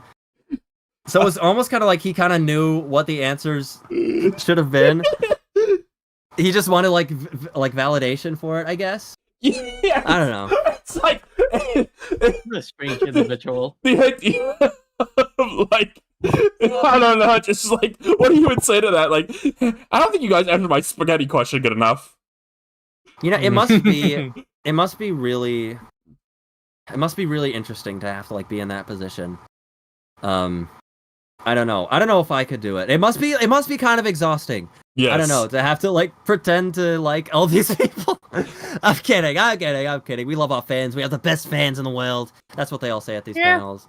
No, it always. I've told this story before to the one con I ever went to. I went to the panel for Princess Bubblegum's voice actor. And she and I experienced like the con like why are you even asking this kind of like experience like immediately. Yeah. Because the questions that got asked were like people desperately trying to get her, because she voices Starfire in Teen Titans also. It was like people desperately trying to get her to admit that like she hates Teen Titans Go. That they were desperately okay. So like, which Teen Titans you prefer? Like, I know you're doing Teen Titans Go right now, but do you ever miss like the story-driven darkness of the original series? It's like, oh, I'd like doing both of them. Like, but they're all different. They're especially different ways. Like, she kept getting like asked that. It was so awkward. People were desperately trying to get her to like admit she secretly hates Teen Titans Go. And then the other one was somebody who walked up to the mic and asked me like Beast Boy's voice after like weed addiction. And it was my God. Oh no! It's like, what are you doing? Don't do that. Oh yeah, I don't think I had to witness anything to that level, just because there's so many people. It was like a massive room, so it's like a much bigger platform to embarrass yourself on. So maybe some people had some good sense. Not Spaghetti Guy though, and he will be back next year for further spaghetti I'm sure he will. questions. You He was in still that did not understand the spirit of my question. We're gonna see him next year, and he's like a pile of like noodles, red tomato sauce, and eyeballs. He finally lived out his dream. He comes like in his Rick and Morty like Spaghetti Rick cosplay, like Rick with like the chef hat on, like cosplay. Yeah. Spaghetti Rick! I'm Spaghetti Rick! It's funny because I was in that room basically all day. He was there the whole time. I think he asked several questions at different panels. I don't remember all the questions he asked, but I think he was just one of those guys that was just kind of like hawk-eyed at the microphone for asking questions. Oh, come on, that's calling courtesy. You save. You choose one question to ask. Come on. Yeah, he got in the room, so he got his. He sat in the right spot. We all should have been better at sitting in the right spot. Like the idea he kept asking the same question, but like he said, like in the King of the Hill panel, like okay, so like if like all his questions are just spaghetti based, like he's asking like Hank Hill, like okay, have you considered an episode in the future where Bobby's Robata chain restaurant goes under and he needs to conform to modern spaghetti like society standards, and he opens like Bobby's Spaghetti-ria. Yeah. Some of the other panels I watched that day. I really liked. It was kind of nice being on another Adventure Time panel. Yes. That was like my most. Like that's the Adventure Time panel was always one like throughout the years that I would always try to get to. Mm. Like up until like the show ended, then like Fiona and Cake was airing. I always try to catch that one. You were at the finale panel even. Yes, I got to see John DiMaggio crying his eyes out with my own two eyes. My own two eyes. Your own tune eyes. My own tune eyes. Bulging out of my Did head. someone say tune? Like grab your eyes and pull them out. Oh, And it starts playing on there like dung dung dung dung dung dung dung dung. Watching Invaders in panel. Into someone crying. It's funny seeing Jonah Vasquez being tired of the same questions. Jonah Vasquez is one guy who was like, do you think we should give him the pass to like kill at least one person in his life if he wants to? It would be like aesthetically consistent. Right. Yeah. It's got to be like we just talk about people who deal with a lot as creators, who have to deal with like crazy fans. It's got to be like Jordan Vasquez, like Gooseworks, Rebecca Sugar, like get like a lineup going. Right? Yeah. You give the cartoonist murder pass. No, the Adventure Time panel was fun because, I mean, John DiMaggio is fat. He has such a great convention presence. Like, he's just like a really funny, upbeat guy. He clearly like loves everything he does. I think he loves his job. He really appreciates like, I don't know, all the fans. I wish I got that clip of that panel where he does like a voice to say, "We're about to get pregnant up in here." You love his. Was that a Tracy Morgan impression that he did? Yes. Yeah, That's what that's seminal John DiMaggio media for you. But that was a good panel. Nikki Yang was also on it. Yay. Finn's new voice actor was on it. Just fun. And they showed an upcoming episode of SideQuest that I think. Wow. A whole. Yeah, it was an 11-minute episode. I think it's my favorite one of like all that they've released so far that I've seen. Definitely. Mm-hmm. Because it's another. It's not. It's okay. This is a type of episode that I don't think the show has ever done, because it's not a guest animated episode, but it was animated in-house by its storyboarders. So it just has like two main animators doing the whole thing. Yeah, so it has a really like interesting. I love the art style of it. It was all like traditional, like frame by frame animation. It kind of has a bit of a rougher look to it. So there's like less of a cleanup process going on, I think. Ooh. It actually reuses a lot of backgrounds from the original show too, which SideQuest like has a whole different art style for its background. So that was an interesting detail. But no, that was really cool. It had a similar vibe to like some of the guest animated episodes where you just kind of get an looks out of nowhere. It also had a new intro that was really fun. Oh wow. Yeah, it was just like completely. I think they said it was like animated on. Some of it was like animated on paper, and like there's like mixed media and stuff. It was really cool looking. That's definitely one of my favorite episodes they've done. I love whenever they do like style shift episodes in Adventure Time, just because it's just a really neat experiment to do. It just feels like such a fun, like, I guess, celebration of the medium. I feel like that they like to do that. That show is one of the. I can't think of a lot of shows that were often like doing that so frequently. Like Adventure Time always had like at a certain point it was like one new like guest animator type episode per season. Like that they did that a lot, like a segment at least. Like like that they did that very like I can't think of another show that did it as much as they did. Like there's like The Simpsons might be the closest. Like they'll usually like do like something quirky for like Treehouse. But right, or like the couch gags, they'll have an extended sequence like that. But like that's not common for like shows to do though. It's like entire like guest animated episodes.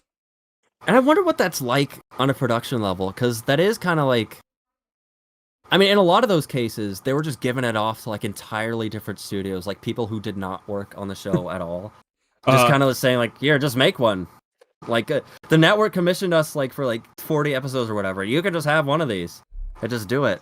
I wonder like, I don't know how easy of a process that was. Like, if it took any convincing to get that to happen. Yeah. I imagine at some point the show was like so big, it's just like whatever. Like you do whatever you guys want. Right. Yeah. Sure. Go ahead. At a certain point, the network was just like, okay, here's your like extra big budget. You get one stop motion episode. Now you get one CGI episode, like once a season. The original or so. The original show had something like this episode you described, but like not like fully, but like somewhat. Like the Thin Yellow Line was boarded by KC Green, and that was the only episode he did on the whole show. And it's like not like it looks significantly different, but like there's a lot of expression work in it. It's like clearly like not to the show's usual like drawings like type, but it's very clearly him like kind of thing. Right. They were always just kind of doing stuff like that.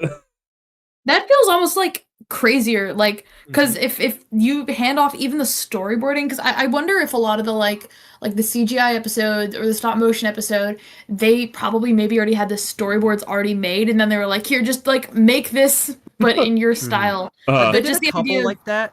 Like I know Beyond the Grotto was like that, and the video game where they go inside BMO, that one they did. There's some like the Food Chain episode. I think that was just completely. Like the director also did all the storyboards, and the same with like the water park episode. So there were a couple that were just like completely, well, not completely, but like very hands off. Yes. Yeah, which is just really neat. I hope this show, this spinoff, if it continues, that they get to do more stuff like that. Even Fiona and Cake like did that. In its newest season, like every intro kind of had like a new style, and sometimes they'd have guests. I love the Joni Peppers like intro thing they did. Oh yeah, it was Fiona and Cake. It was Andy Peppers, and then they had Andy Merrill doing like the narration. That's like the fucking big two coming together. yeah, it's really fun. Do you think of anything else? I didn't make it to the regular show. I wanted to ask about the Adventure Time panel. Did they not talk about the bubblegum Marceline thing at all? I assume like they just like did they even like mention it? Like it's coming out soon, like kind of thing. No. I'm not surprised. I don't think. Yeah, I don't think they had anyone who was. Well, actually, no. John DiMaggio did. I don't know. Maybe there was like an aside mention of it, but I don't think they really had anyone who was like directly involved with that one on the panel. Because that one's is what Adam Muto is doing, and he isn't on side quest. Okay. So they just kind of kept it to just this. Oh, was Bubblegum's voices actor not there or anything? No, it was just it was John DiMaggio, it was Finn's actor, Sasha Knight. And it was Nikki Yang. Not even Mr. Kenny? No, I didn't make it to any Tom Kenny. There was one. I only saw one Tom Kenny panel, and I did not make it in. Even though I was actually dressed. I did cosplay this year. I almost never do that, just because I don't have the time to do it. But I realized that I kind of make a good Simon Petrikov. I realized, I own a round pair of glasses. Then I've just bought like a vest and like a green button up. And a red bow tie, and it's like that's kind of all I need, because I kind of have like the build, and I could kind of style my hair like that. So that was fun to do, and I also own an Enchiridion. They released like that Enchiridion book like 10 years ago. So I felt like I was I felt the lack of a better term, I felt the aura of like having like a cool outfit on. Yeah, I did. But I did. I was. That's what I was wearing when I was in line for the Tom Kenny thing. Didn't make it in because it was so popular. And I didn't. What was it for? Was it any other panel? Was it just him specifically? Tom Kenny standing in a room. No, it was really cool. I'm really like bummed that I didn't get to go in there. it was a SpongeBob panel, but specifically they were sharing material from like the show's early development, like before it got made into a full series. Ooh. Oh I man! know. I That's know. awesome. Looking Which back. is like why that's no wonder it was so packed. And it wasn't in like the biggest room ever. So that room must have been like just filled to the brim. Yeah. Yeah. But it's fine, I got to do other cool stuff. What else did I do? I mean, they have a lot of stuff going outside. They had like outside of the con, there was like a Sonic the Hedgehog Chaos Emerald hunt thing. Where and I just like walked Yes, I remember this, yes.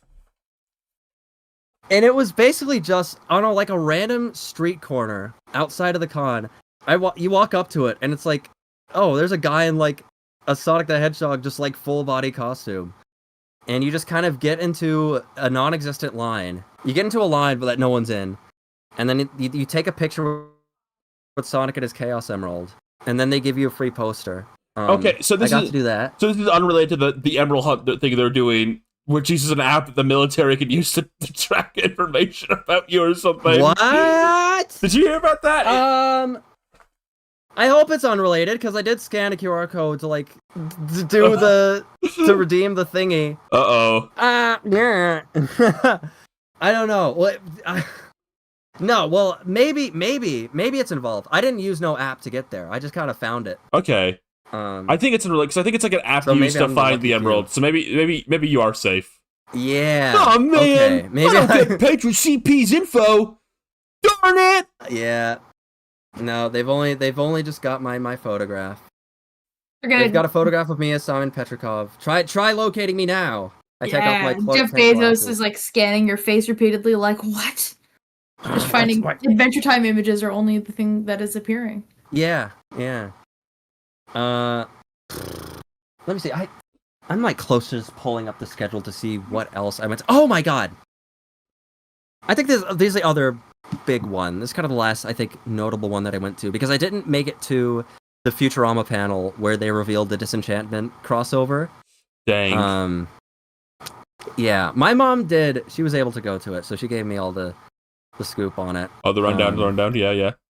Yeah, she's a big like convention junkie. Yes. But I went to a panel I go to every year is the Cartoon Voices panel, where basically they just get like 7 industry professional voice actors in a lineup, and they just kind of talk about their experience in the industry, and you get to hear like a table reading of just like a generic fairy tale script, but they kind of like they spruce it up with their own like improv, and they do their own voices and all that stuff. Mm-hmm. They had a pretty fun lineup. They always have like you get some well-known names, and you also get some names that like aren't like super well known, but they always have like some surprising role that you might recognize. Yes. This one was funny. One of the actresses there, the credit I knew her from firsthand, the one that's like sticking in my head, is she was the GPS voice in Toy Story 5. That's her specific credit. Awesome. Yeah, which is funny. Like you get people you get like you hear all kinds of anecdotes about stuff like that, basically. Where people get all kind of like smaller, like kind of like extra roles or like roles in commercials. One of the guys there said he did like a McDonald's commercial. They talked a lot about that, which is pretty fun to hear about. Mm-hmm. How like McDonald's will hire you for like a 2-hour like window, but all you have to say is like the tagline basically. So it'll just be 2 hours of just saying the same tagline over and over. Oh my god. Yeah, this is a really funny, just a lot of funny, fascinating anecdotes. That's cool that they have some like people who aren't necessarily like, wow, it's SpongeBob. Like people who maybe don't get like their flowers as much, but they still have like really interesting things to say about what the job is like. There are some like, not to say, I was about to say I love some commercials. There are some ad voices that I'm like, that was a good voice actor. I really like some ad voice actors, and it's cool to see potentially them getting some attention. Yeah. Appreciation. I think the biggest names at that particular panel, though, they had Eric Bauza on there, who is like, he's just, he's like a legend to me, honestly. I've seen him at so many conventions. I watched that guy grow up. I saw him grow up. I got to watch Eric Bauza grow up. Isn't he like saying it's like he's not older than you? He's not like 12 years older than me. Yeah. No, but I watched my 30-year-old man grow up. I remember attending panels like a decade plus ago. He would moderate a few Cartoon Network panels. Mm. And the most he'd have to talk about, he'd say like, "Oh, I did the voices of the bellhops on the Steven Universe Mr. Greg episode." I didn't want to mention Foop. That was one that he would mention. He would mention Foop. Okay. And particularly, I have to say, you know, we even talked about this tonight, how it's kind of like, it's a bit over the hill, like it's a bit kind of, it's well-trodden territory. But I have to give him credit. I think he does a really good Donald Trump. He does. Like, he gets like the mannerisms down and everything. Gotta like, give him his flowers. I do. He's got the good physicality. Did he do the Trump like in the Fairly Odd Parents episode? Was that him? Yes, he did. Oh my god. Yeah. So, yeah, I've got to see him since then, and now he's like, now when he gets on stage, he's on these big stages now where he gets to talk about like, yeah, I was like the voice of like Daffy Duck in Space Jam too, which is like, that's kind of a big deal. He's like, he's kind of like the Looney Tunes guy now. Yeah. So that was fun. Another heartbreaking. The best voice actor you know can do a flawless Trump impression. I know. Another guy who was there was the replacement actor for Mr. Poopy Butthole in Rick and Morty. Wow. What an honor. It's just a fun. Yeah, this what is an a honor. genuine question. So, like, I know that so many of the characters in Rick and Morty that were voiced by, were all voiced by Justin Roiland. Did any of them, like, the new actors they cast, did they get, like, the same actor for several characters as well? Or does every single character have, like, their own independent actor now? I'm pretty sure they're all voiced by separate. I think there's, like Lemon Grab in Fiona and Cake is, like, Jinx Monsoon. Really? And I didn't know that. That's awesome. Yes. Though he only has one line. They mostly voice the gender swap version. Yeah, Okay. yeah. I imagine it was a case where they wrote that for Roiland, and then stuff happened, and they're totally. So they just had to get the other Lemon Grab they had. Rick and Morty have different. It's kind of funny. Rick and Morty did the opposite thing Mario did. We're like, with Rick and Morty, like, all right, let's just get various voice actors now to like replace all its characters, including like fucking Mr. Poopy Butthole even. And then Mario was like, we need to get this. We need to get one guy to voice everyone again. Right, yeah, which is great. That is such a crazy wait to, like, you have to be Mario, Luigi, Wario, and Waluigi, and Baby Wario, Baby blah, blah, blah, blah, blah. But then, yeah, in, like, Solar Opposites, like, Corvo's, Dan Stevens, the Red Goobler, who was just one of, like, I'm the Red Goobler, one of those voices, is Eric Bauza. Oh my god. And Mr. Poopy Butthole has his own actor. Rick and Morty have separate voice actors. So I don't think there's a single, like, point of overlap between any of, like, the famous Roiland recasts. No. Which is really interesting. I guess, you know, maybe that's just because it is kind of, it would be kind of weird. Like, I'm just the Roiland guy now. Like, I voice every Roiland. Like, I'm Roiland 2.0. That's a lot of, like, because that's a lot of responsibility on your shoulders. Like, you can't mess it up at that point. And I guess, like, the payroll, we may have more people to put, like, on the payroll, but it's the very least, if one goes down, you at least have other people taking the That's roles. true. Right, yeah. We found the one guy whose voice box is the exact shape and size of Justin Roiland's. He's got the exact same muscles, and he can do all of them. We had to do, like, a nationwide search, and then he also sucks. Yeah, and he's also DMing teenagers. Oh boy, no. So it was the exact same problem too. It's like a weird connection. Yeah, maybe it's causal. Like, if you have the Roiland like voice box and like improv. There we skills. go. Yeah, no. But the other big one. This is a huge one. This is massive. did not expect to see this person at this panel at all. This is like a true like A-list appearance I got to see. Okay. They had freaking Sean Giambroni on this panel, voice of Jeff from Clarence. Oh my god. Voice of Yummy on Solar Opposites, voice of that kid in the Goldbergs, and live actor. And the kid from the Star Wars Disney cruise commercial. That is right. Yes. Yeah, I think he might have even talked about that. He talked about having to do like theme park acting as one of his like obscure roles. Who's the other guy's like G. Willikers? Oh, yes. Let's go inside the giant. Yeah, that guy. And it was I was kind of like, it was a weird feeling. I guess I was starstruck because I've like I've been like hearing his voice and like doing like impressions of him since I was like 14 when Clarence was first on the air. Like me and my friends always thought like he has just like a funny, distinct voice. Yes, it's so distinctive. And I'm always like happy when I hear him and stuff. He's also Shermie in Adventure Time. He's also the dog in Russell Madness. He talked about this. Really? Yes. I'm so glad. I'm glad you're here, Adie. Like no one else. I don't think anyone else on this roster would pull out the Russell Madness reference. The Russell Madness dog. Yes. I wish that panel had questions because I so badly. He talked a little bit about he likes watching cartoons every summer with his brother. I so badly wanted to ask like what kind of things Sean Giambroni is watching right now.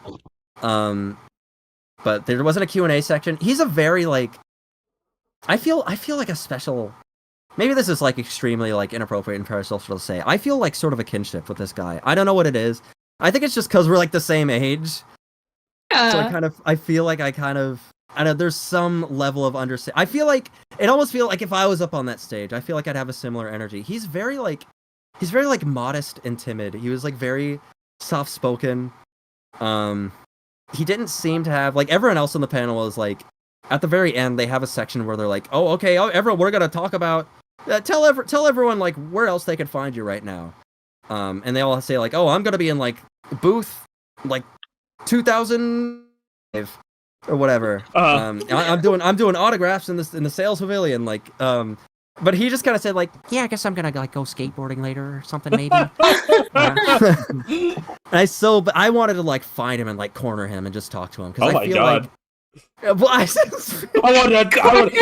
I wanted to ask him if I go to his house and play fire truck with him, and then tie him to his bed and ask him more questions about how he performed Jeff from Clarence, and if I could be his best friend forever and break his kneecaps if he tried to escape. I feel like he's probably just one of those guys who's just kind of like when he's not on the panel, he's just kind of chilling around. He probably doesn't get harassed too much. Like he's not one of those instantly recognizable as like a gaggle of fanatics following him.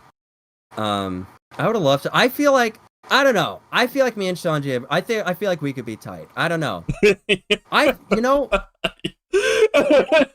Dude, John, we could be best friends, man. You just gotta give me a chance. You just gotta give me a chance, man. Do you want to hear my impression of your voice? Hey guys, it's me, Sean Giambroni. I was on Clarence when I was 15, and I was also Yummy Like on Solar Opposites. Isn't that really good? Don't I do a good job at that? No. A couple people said this to me. I wonder if he is like. I think he has DMs open on Instagram. Oh my god! I think like, I'm being chill right now. Do you think? If you were like genuinely, if you're like, hey, it was really awesome to see you talk at Comic-Con. It was cool to hear your perspective on things in Russell Madness. He'd probably be like, wow, thanks a lot. Yeah. Exactly, Adie. And do you think I could like and once I establish that kind of like connection, I can then funnel it into like some more serious things, maybe like I also do like a podcast about cartoons. Yes. Do you like cartoons? Like maybe we could hang out sometime. Do you play Dota? Maybe we could chill out. Dota. I'll hit you up whenever I'm in LA. What? Do you know how to skateboard? Like, you could be like, hey, you want to go skating together? I should just say that anyway, and then just see what happens. Hey, broski, lead with this. Hey, broski, check out my impressions of you. You want to go skateboarding sometime? Yeah, I gotta film like a vertical, like selfie mode iPhone video that's like angled down, like the phone's like pointed at my ceiling fan, and I'm just kind of sitting at my desk. I'm like really sweaty. I'm like, hey, Sean Giambroni, it's me, Jeff from Clarence. Are y'all talking about Russell Madness? Oh, we got a Russell Madness. That's the Ray reviewer. It's the in Ray chat. reviewer. Of course, we would know about Russell Redman. The end goal of Startcast is going to be getting every major Clarence voice actor. That's what I'm saying. I think You and Rain will get along. we've had Spencer Rothbell. Yes, that's one. I think we might have an in for Sean Giambroni. Because you could do an impression of him and you'll ask if he can skateboard with you. Yeah, that's my in. And I also saw him in an audience of like 200 at Comic-Con.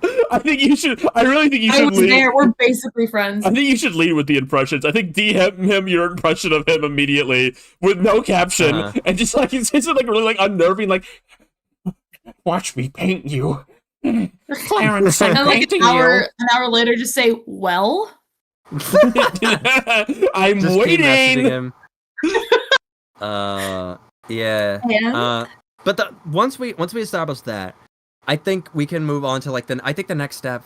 I think that's when we can get Tom Kenny on the Startcast. There you go. Yeah, be like, Depends Tom, what you're look, planning. we have to complete the trifecta. You're kind of obligated at this point. Right, yeah, that's what I would say to Tom Kenny in the future when like we get Sean Giambroni on the show. Hey, so we've had like the other Clarence guys. We're thinking of getting like a powwow together. Everyone else is on board. Sean, Spencer, they're all on board. So like maybe if you want to just shoot the stuff later. We're getting the boys check out my back together. Discord. I'm recalling a Sean Giambroni anecdote that he gave. That he said the moment he felt kind of at home with voice acting was when he would record for Clarence, and he talked about how they would be recording, like they'd have like all the main actors like in the room together doing it, and he said specifically that watching Roger Craig Smith go from Belson to Percy was like was like a big moment for him. It's amazing. Really starstruck. I know it's, which I just think is great. I think that's great. So yeah, I think Smith. Maybe we'll go Spencer, Sean, then Roger. We're on first name basis in this timeline. Oh yeah. Then Tom, maybe. I think maybe that's a little more feasible. I know it sounds a little pie in the sky, so I'm gonna set my expectations more realistically. Yeah, do you think we can make it happen? Yeah, I think it's actually absurdly likely it's gonna happen. I think you just gotta lead with that. You just gotta lead with that voice impression, man. I think he's gonna be really impressed by it. I think he's gonna really like it. I think if you DM him like a few of them, like a few like some vamping, like a little vamping going. Okay. Hey guys, it's me, Jeff from Clarence. I hope I'm not late for school today. Oh, check it out, Beth. I hate going to school. I hate reading books. Oh, it's me. Hey, Corvo, give me a new gun. Give me a new laser gun that shrinks people. That's just that. Hold on. Chills. Like, is there a clips button? Is there a clips button on YouTube streams? Just get that. Send that to him. Like, we don't even need the visual. Honestly, yeah. Someone just clip this. Clip this whole conversation where I'm talking about like wanting to like follow him around. And I think he's a shoo-in. Yeah.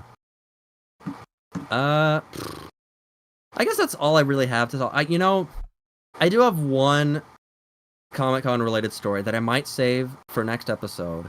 Okay. I know, everyone. I know. It is a Kinger related story. Oh boy. I think it is just such a tangent though. I gotta save it. Because it is like the most ridiculous thing that's ever happened to me in real life, I think. Like, it's up there. It was bizarre. It happened while I was dressed as Kinger. Oh boy. So I'm planting this now just so like next week everyone's gonna remember I said this and they're gonna be hounding me about it. And we'll have to get into it. So next week I'm gonna tell my story of what happened when I dressed as Kinger at Comic-Con. So look forward to it. No, that'd be great. To be continued on that. Like I've waffled on enough. It's It's King Car Racing all around the world. I don't know. I can't know the line. Do we have any other topics? Yes. No. It's time to talk. I think it's time to finally talk about Deltarune. Deltarune on the barbecue. Sorry to keep you waiting. Yeah. It's like Susie says. Coronavirus. Look to the camera. Like, sorry for keeping you waiting, gang. I think this has been kind of a long time coming in the sense that we don't talk about Deltarune a lot on this show. I fell severely behind on Deltarune. This was like, I loved Undertale. I played Deltarune like the first chapter when it came out. Played the second chapter. Then the third and fourth. They only came out like a year ago, right? Yeah, they were the same day the Switch 2 launched. Yeah. Yeah. Okay. 3 and 4 I at the just- same time. Yeah, It was just kind of one of those I played things. them on there. Yeah. It was just kind of one of those things that I was like, I'll get to that. And then a year went by, and they already released the 5th chapter, which I wasn't expecting at all. I was so used to them having like years in between the chapters. DC, they were going to literally release it in a year. Yeah, but I didn't play it, so I wasn't like, I didn't feel a sense of urgency. A year can go by really quickly. It's been a year since we did our 100th episode. Can you believe that? That's It's true. been a year since we had regular size true. Jack Black on the show. We had all those guests on. I wonder how they're doing. I wonder how like Cybershell and like Dollop Days are doing. We haven't really asked a lot of them back. Dollop Days is a doll now, so that happened. Well, that happened. Okay, so that I happened. where he was. Yeah, let us know if there's any guests from that episode we should bring back. We've only brought back Bizbazow and Lou, I think. And We don't, keep wor- killing Torment, Bizabazel. and don't worry, both of them will probably be back 3 more times before the season ends. Yeah. Whenever that happens. But no, yeah, I finally, this new chapter came out, and I remember last episode we did, like, Rosa was talking at, like, someone who was about to, like, pee their pants about, like, not being able to talk at all about Deltarune at all, because I was just, I hadn't played, like, 3/4 of the game or something. So I said, like, okay, in between episodes, I was like, I'll get to business. So I bought it on the Switch 2 finally. I bought Deltarune for the first time. On the So the first 2 barbecue. chapters were just like released for free. Yeah. So I finally bought the game. And oh my god, nobody talks about this because I think I might be the first person on Earth to have done this. Yeah. Is the longest game ever made. It's so long. So long. It's the long. There's so much dialogue. Paintra CP plays It's- their first RPG. I know. To me, like, anything more than like 15 hours in a video game is like, whoa. Hold on, like, you want to eat up all my free time here? I played like Paper Mario on the N64. That was like 25 hours maybe. That was the longest game I'd ever played. I was like, holy crap. But yeah, I mean, I guess before we get into anything too specific, because I didn't even get to talk about Chapter 3 and 4 at all last year. Yes. We talked about it a little bit. I don't know how much we talked about it with Salty DK Dan when he was on. We barely had enough time. I think we just made Gerson jokes for like 10 minutes. Yeah, we did Gerson Bowser meeting Oh, that's humor true. for like a bit instead. Yeah. So yeah, I mean, playing it all as like, I wanted to see what it's like just as one big thing. And it's really interesting. I think one thing that contributes to, maybe this is why it feels long, or maybe this would make it feel shorter. I don't know. It really does feel like, to some degree, it's like 5 different games that you play in sequence when you play them in order. Mm-hmm. Because it is a game that's like really something I think it does well. I think it's very interesting about the game that you don't see a lot with video games is that it's constantly changing things up to the extent to which it doesn't get stale. Yeah. Like I feel like every time a new chapter starts, it feels like I'm getting into something completely fresh. There's always like some new game mechanic. You're always meeting like an entirely new group of characters in like a different setting, and stuff. And it doesn't. There's not like a ton of things aside from like I guess like the base like battle mechanics. There's not a ton that the game like incessantly repeats. No, it's like several hours in. It's very Keeps it much fresh. Yeah, it's very much constantly you're getting like new episodes basically of like a show. It feels like. Right. Yeah. That makes it feel like it's a bunch of games, which maybe that makes it feel long, but it's not a bad length. Like it's like right. I enjoyed it. Like it never got like, oh my god, I can't believe I'm doing this again. Yet it also, I think it avoids like, I don't think it ever feels too just disjointed either, which is interesting. Maybe it's just because I just happen to enjoy the mechanics they do. Like some of the ones they do are like Chapter 2 as a whole, like Punch Out, like literally Punch Out mechanic where you play Punch Out. They have a lot of stuff like that where you're suddenly just playing a different video game. And it's interesting how good it feels, because I feel like there's games that do that where it's like I want to tear my hair out. Not to name names, probably a few 3D Sonic games have done this where like where it does this where it feels like it can't decide what the game wants to be, so you're just kind of like bouncing between like half-baked ideas constantly. But I guess it's just that it's just well designed enough that you don't feel that, you know? Yeah. I don't know if there's any other... I think it definitely helps it just because there's... I wonder if it also helps that it is a 2D game, and so you don't have to worry about a whole extra dimension. But also in that, like... I don't know how to put it other than to boil it down to, like, they cared about this feeling good. Like, I feel like as so many other games, they'd be like, the gimmick is they're doing platforming now. And they're more focused on it like, oh, isn't that funny? But in this one, like, oh my god, the platforming in Chapter 5 was so much fun. I was like, wee! Yes. It's like, it felt really good. I would play a whole game that felt like that. That was so fun. I'm such a side-scroller maniac. I love side-scrollers. They're some of my favorite like forms of like action game. And I was like so delighted when that there were so many moments of just like delight, like I can't believe this is happening in this game. Right. That was a big one for me. Because it does feel just really cool. It feels good. They I think literally just that they put a little extra effort into making the weird new mechanics actually work. The weird fights, like the weird bullet hell, like was it like Jackenstein? That was it, Jackenstein. Yes. Oh, you're doing a little maze. It's like, wee!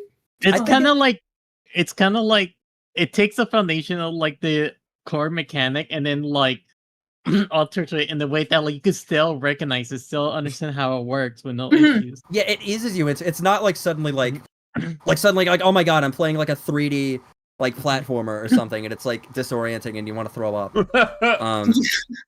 I think probably something I feel a lot from this. It's a very Deltarune just overall is just a very nerdy game. So every time it does something like this, it feels very rooted in like, oh, this is a game that like the developer just really enjoys and has a lot of passion about, and is like very concerned, is very like knowledgeable about what makes those games feel good. There's a lot of Toho influence, definitely. Yeah, I mean, obviously. We mentioned Punch Out. I know there's a few others that I'm blanking on. WarioWare, kinda. Yes. I don't know what exactly. I know the side-scrolling stuff is a direct homage to something. I saw somebody say it was Super Paper Mario. Right. It kind of like the switching thing? One of the where you switch dimension, but here it's kind of like your switch planes. Yeah, I'm talking just specifically just like the gameplay of it, where like kind of like there were a lot of games like in the 90s on like the Genesis and stuff where you played as like a guy with a sword who would run really fast and like flip around. Yes. Oh my god.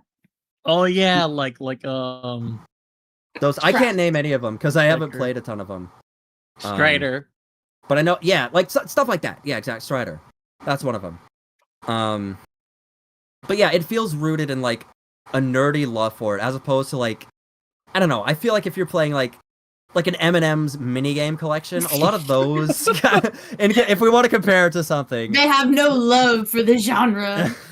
yeah, well, because in a lot of those cases, it's kind of like it'll be like we have an IP, we don't really know what to do, so we're just gonna like just put together stuff we know how to make, and just like here we go.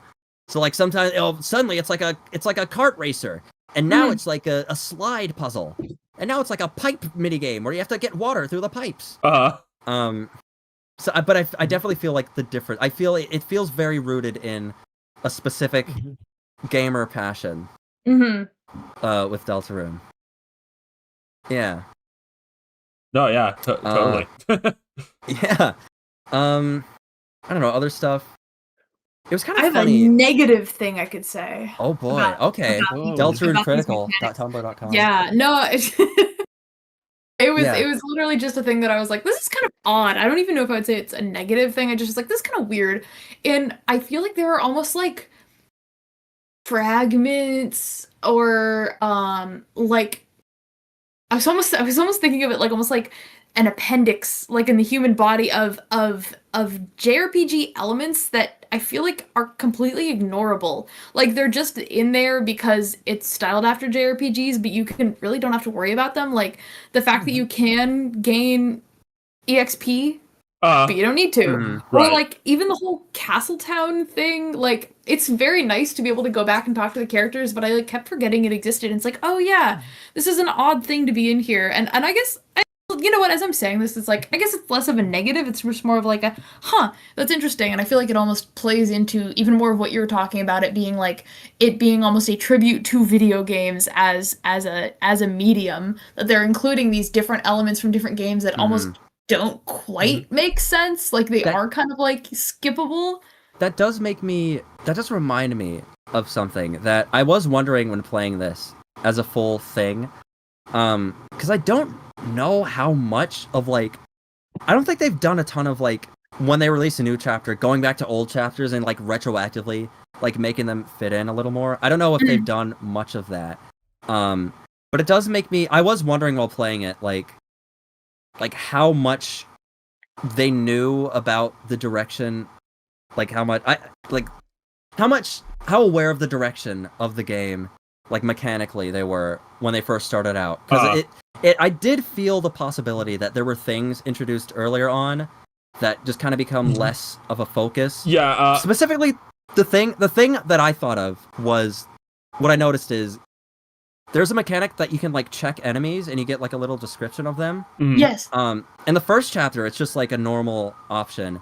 But I swear, maybe I'm wrong. Maybe I just didn't notice this till later. But I swear later chapters just like call that mechanic useless. They just keep it there. It's an unnecessary check or something. Yeah. So Deltarune Chapter 1 in particular is like, I would say like very different from the rest of the game for a lot of reasons. One of the things I feel like you can kind of tell, like, based on like the way the rest of the chapters lay out after Chapter 1, that he kind of took feedback from Chapter 1 for the rest of the game.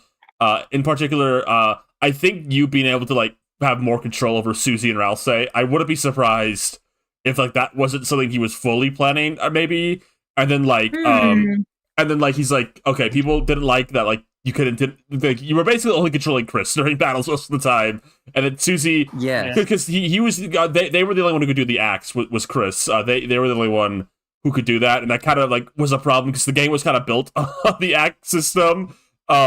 So they added the ability for them to like start doing their own things too. I think he took that into reception. I also think undoubtedly he got a bigger team and budget after Chapter 1. There's almost no doubt that happened. So I think that definitely changed a few things. Oh, what? Oh, what? Hello? Adie, speak to us. Okay, I think something might be happening to Adie. My internet. Oh, okay. It's gone? Oh no, okay. No, wake up! Adie, come back! Come back! Adie! Tina, turn! Tina! Turn right, Tina, please! Tina, you have to turn! I'm gonna take this moment to pee. Okay, sure.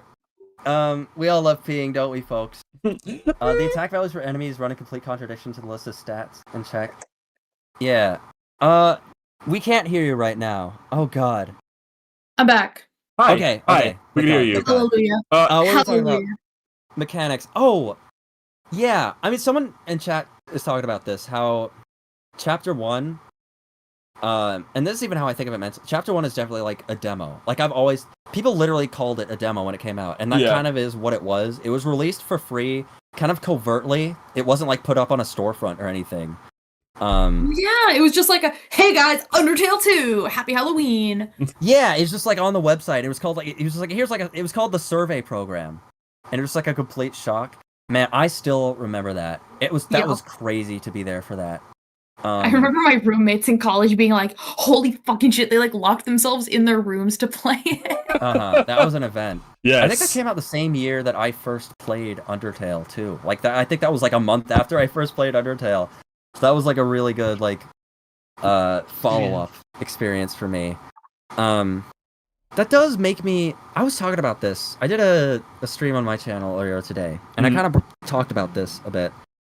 How it's interesting when Deltarune first came out, and it was kind of just like a demo. And there was the whole like the why is he selling merch for a demo video? Yes. That's a classic.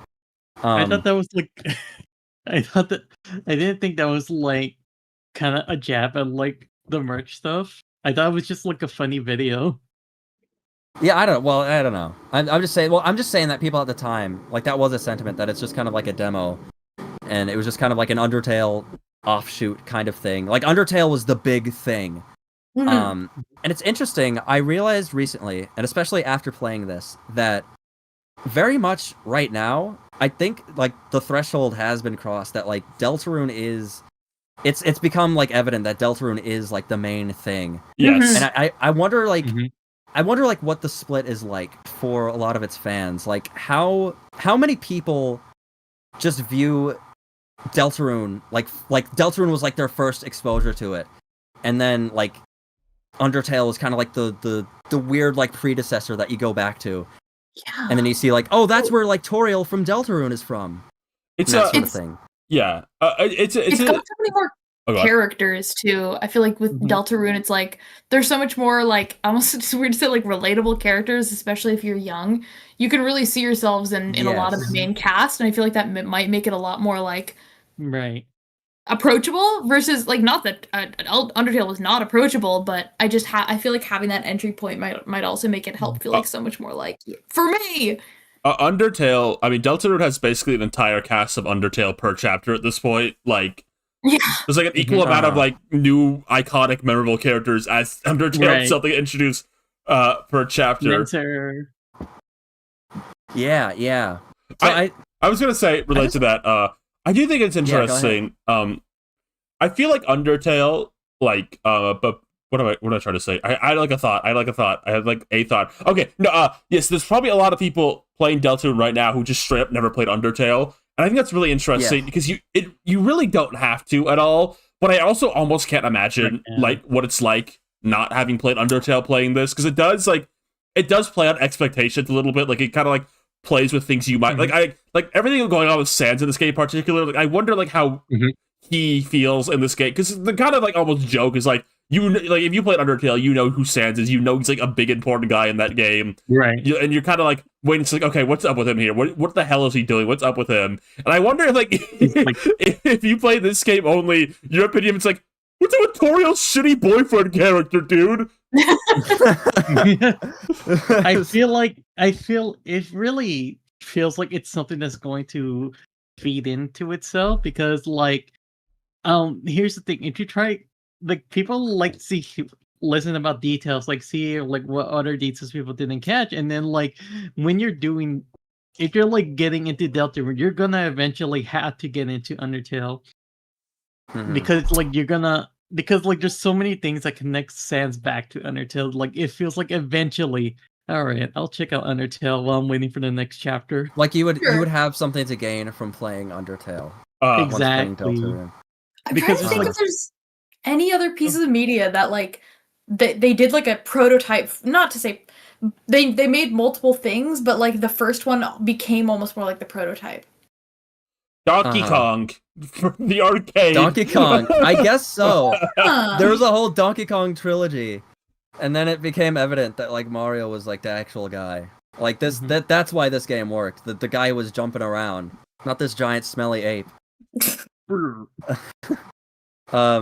no, I think there is a lot that plays on expectations in the game, but I also think that like I imagine by the game's end, like there will be like you have like a completely separate view of these characters that exists like exclusively in Deltarune that maybe can be built upon if you play Undertale. Like you can understand maybe on like a meta level, but I don't know how much of like direct story connection there will be. Yes.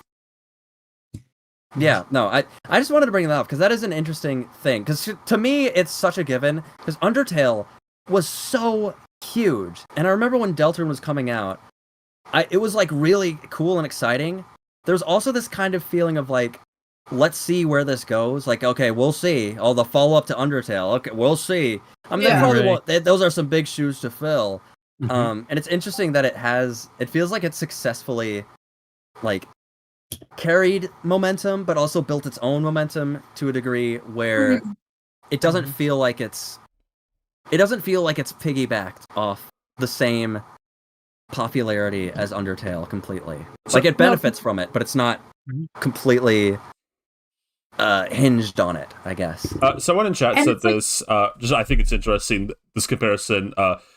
Toby has compared Undertale and Deltarune to like I don't know if people have heard of this, the Tezuka star system, which is Tezuka, like one of the original like manga anime guys. He had like a cast of characters he would use across different things, so like they wouldn't be like technically the same character every time they were like playing different roles. And they do that here kind of where it's like this is like Sans across two different games. So it's not not Sans the way like you. Like they kind of usually act a bit the same. They usually have, like maybe like have a bit the same roles. They're the and same. Stuff. They're like the same toys from the toy box, but they're in a different game. Yeah. Friend is like, here comes a Toy Story comparison. Right. I mean, that does. I feel like other stuff has done that too. Now that you mention it, but I can't think of any like really high-profile examples. Right, Looney What is Tunes. it? Looney Tunes. Looney Tunes. Yeah, I guess so. Yeah. I feel like this is like Deltarune and Deltarune / it's like another piece of media this generation that comes around to play that where you end up acknowledging that kind of sentiment on top of like what was another thing that did it? Oh, of course, Muppets. Yeah, I have to say it's fun. Oh, and what I forgot, VeggieTales too. VeggieTales. It's fun seeing a property do that kind of thing where it's not just based on like the company that owns the IP either. Like it's more about like the guy who made it just liking the characters that he's made. That always feels like more, I don't know, authentic. And I feel like with like, I don't know, modern like copyright and corporate IP synergy type stuff, that might be why it's not as common. Because it's very like, I don't know, if you have a popular character, there's often a lot of like red tape that goes into them. Yes. And if you want to use like a character, like if you want to use a character made in another project, like you might even have to like still buy the rights to them. It's just it's an interesting thing that they've done here with Deltarune. I think it's really neat. It's very interesting. It's created an interesting phenomenon, I guess. What do you think of the way the like financial side of it? Not in terms of like how much Toby Fox is paying, whatever. Not that. I mean like the fact that was it like the first 2 chapters were released for free, and then 3 and 4 you had to pay, but then it's the rest of the game is just included in that. So it's really like the whole game is $20, but the first 2 chapters are a demo, but just released years apart. I feel like that's like, at first when I saw that chapters 3 and 4 cost money, I was like, what? I thought it was free.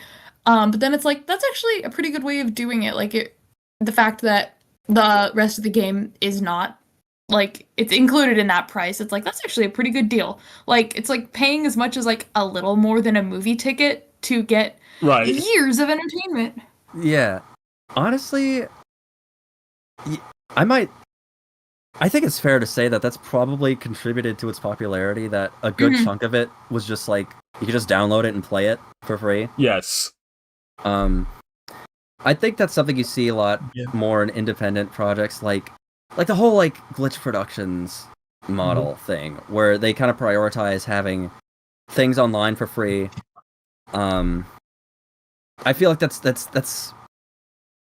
built a big base for it, and then people are actually willing to, like in the Glitches example, like the movie release, or for Deltarune, it's like, oh, the other chapters. Like, once you kind of get them invested, I think people are very willing to. Oh yeah. I don't know. Give some of their money to something that they like. And also, since it's a story-based game, like, I wouldn't be surprised if there's a lot of people who are just like, no, I'm just gonna watch a YouTube video of it, because like you can get most of the experience from just looking at it. And you can build empires. Scott Cawthon has showed us you can build empires through just people watching YouTube videos of your game, especially if the games are cheaply made. Not to say this is like right. Not to say it's cheaply made, but it's like, it's not like, we spent $4 billion. We have like 8 celebrity mocap actors. We spent like 15 like 12,000 man hours on like this 4K environment. On this 4K environment. Yeah. But here's the thing about Deltarune, which is also fast. I think it does a lot to encapsulate people into wanting to play the game. Like I said, we had the free version, but like also it's kind of like there's something special about like going into the game and then finding something that you didn't think that no one else found. Like when 2 came out. Oh. What do you say?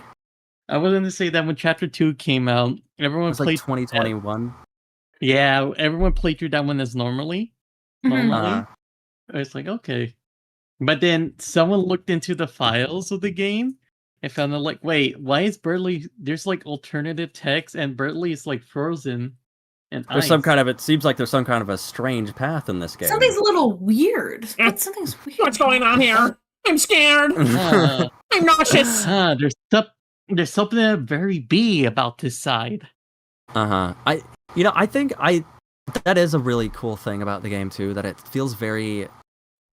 It does feel like the fact that it's a video game is kind of a crucial element of it. Like, it very much it uses the fact that it is like a gameplay thing.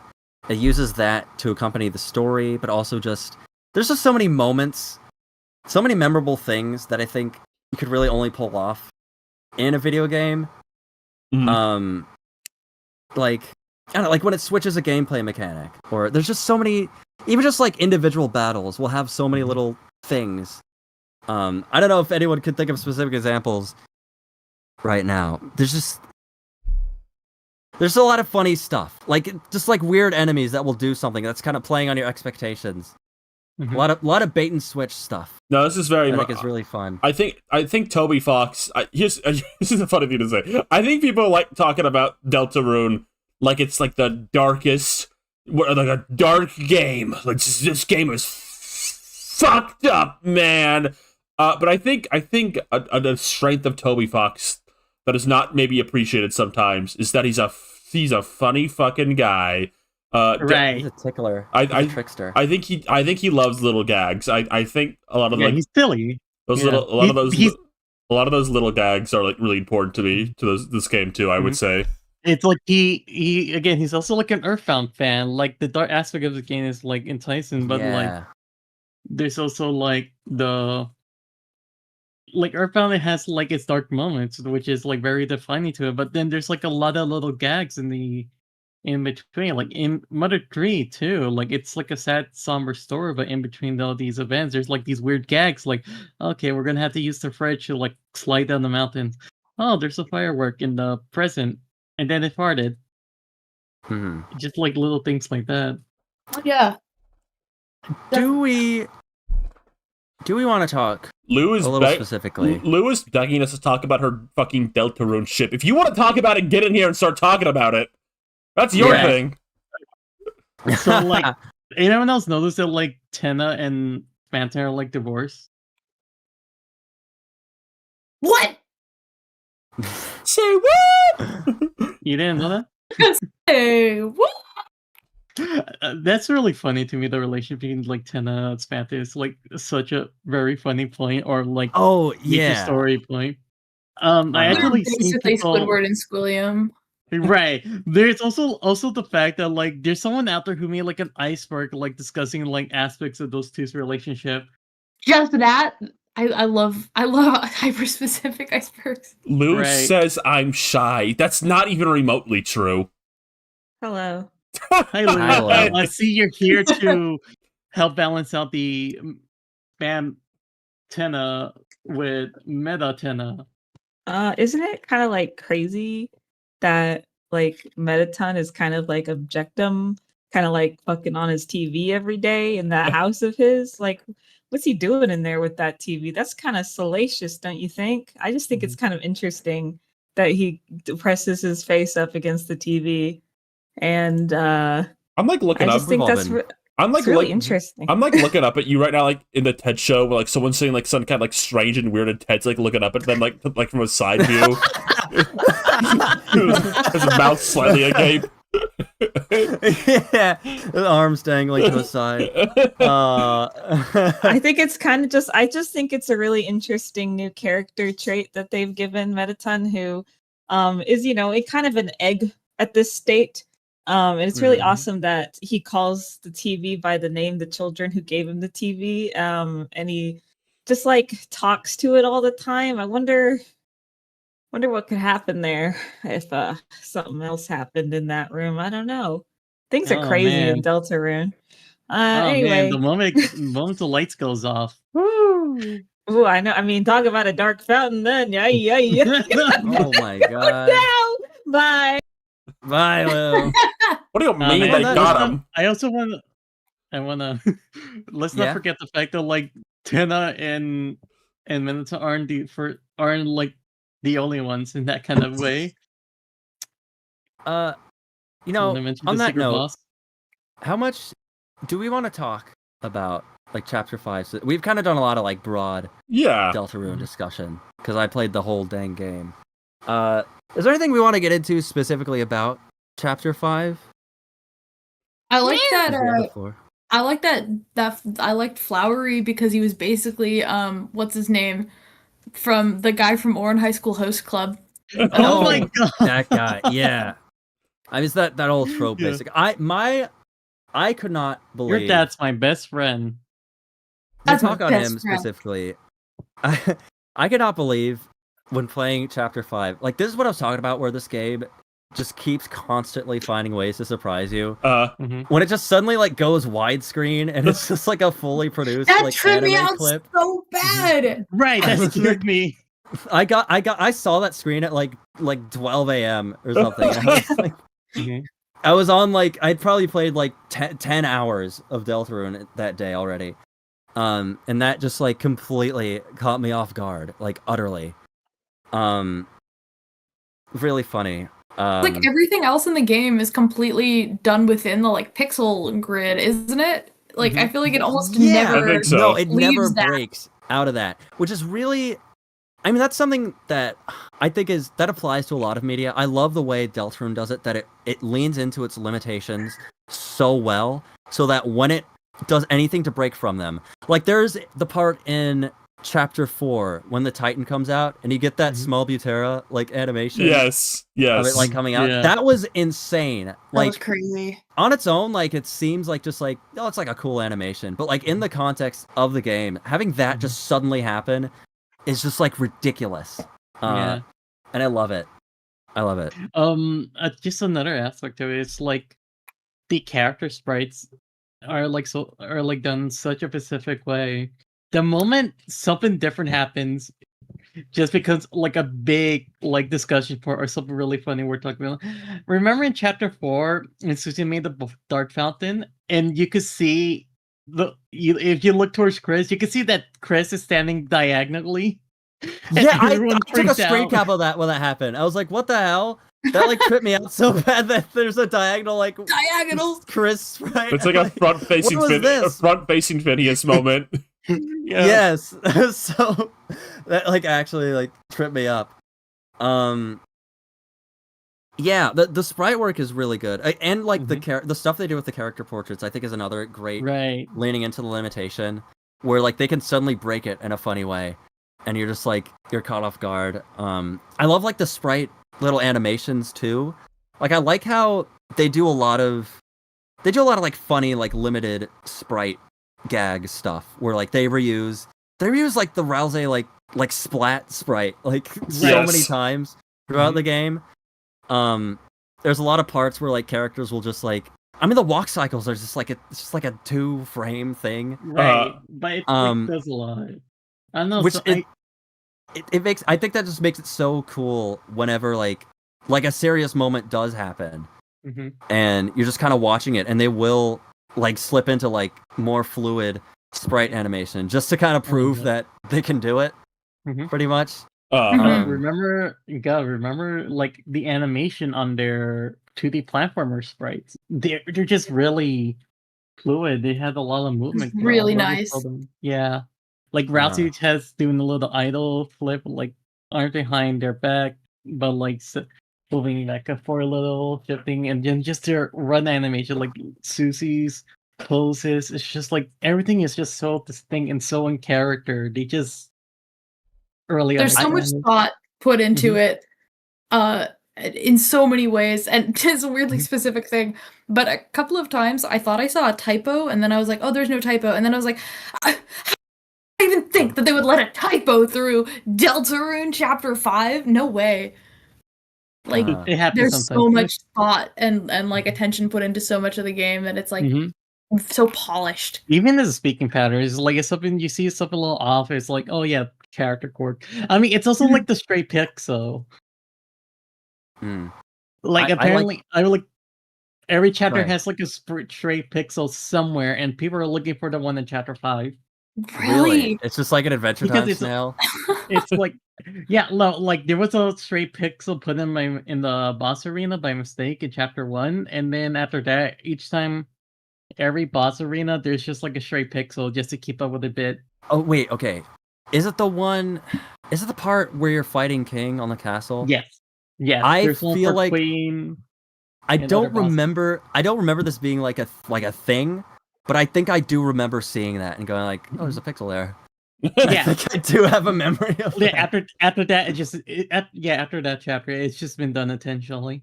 I like this comment. Going into Tenna's proper introduction blind was one of the most baffling things I've ever seen. I agree with that. I mean, it's impressive that like I took so long to play those chapters of the game, and I've seen so much discussion about it and just kind of like osmosis just from it being popular, and there was still just so many things that I was just like that made me while playing the game made me feel like what is happening right now. Yeah. Because oh my god, here's something really fascinating about Tenna Sprite. I remember when we first finally got like the trailer for it, there was like screenshots from the Switch version, and people got their first look at Tenna. And like and during that week, someone made like a little cutscene of like how chapter 3 would look in its opening. And the Tenna was like a sprite like everyone else. So it was a huge surprise to see that like he was basically like a Donkey Kong ass looking character. Just like a pre-rendered. Yes. That was so fun. And his animations were just so funny. It's just it constantly it keeps thinking of new funny things to do. Yes. Yeah. Now I will. Now that we've gotten a decent amount of conversation out of this game, I still want to talk about. Of course, I'm not moving on. I'm just saying I feel comfortable to say this now that I admittedly I think I still have like an hour left in the game to do. Oh my god! Right, it's right before you have to fight all the flowers. Oh, have fun. I was literally doing it like right before I joined this call because I was like, God dang it! Like I tried so hard. I got kind of close. but there is still like some chunk of the game that I haven't seen. I don't know how much you want to get into it. If you want to get into it, I could like step away for a second or whatever and like get some water and after. Yeah, I want to talk about this. I do kind of want to talk about the secret boss.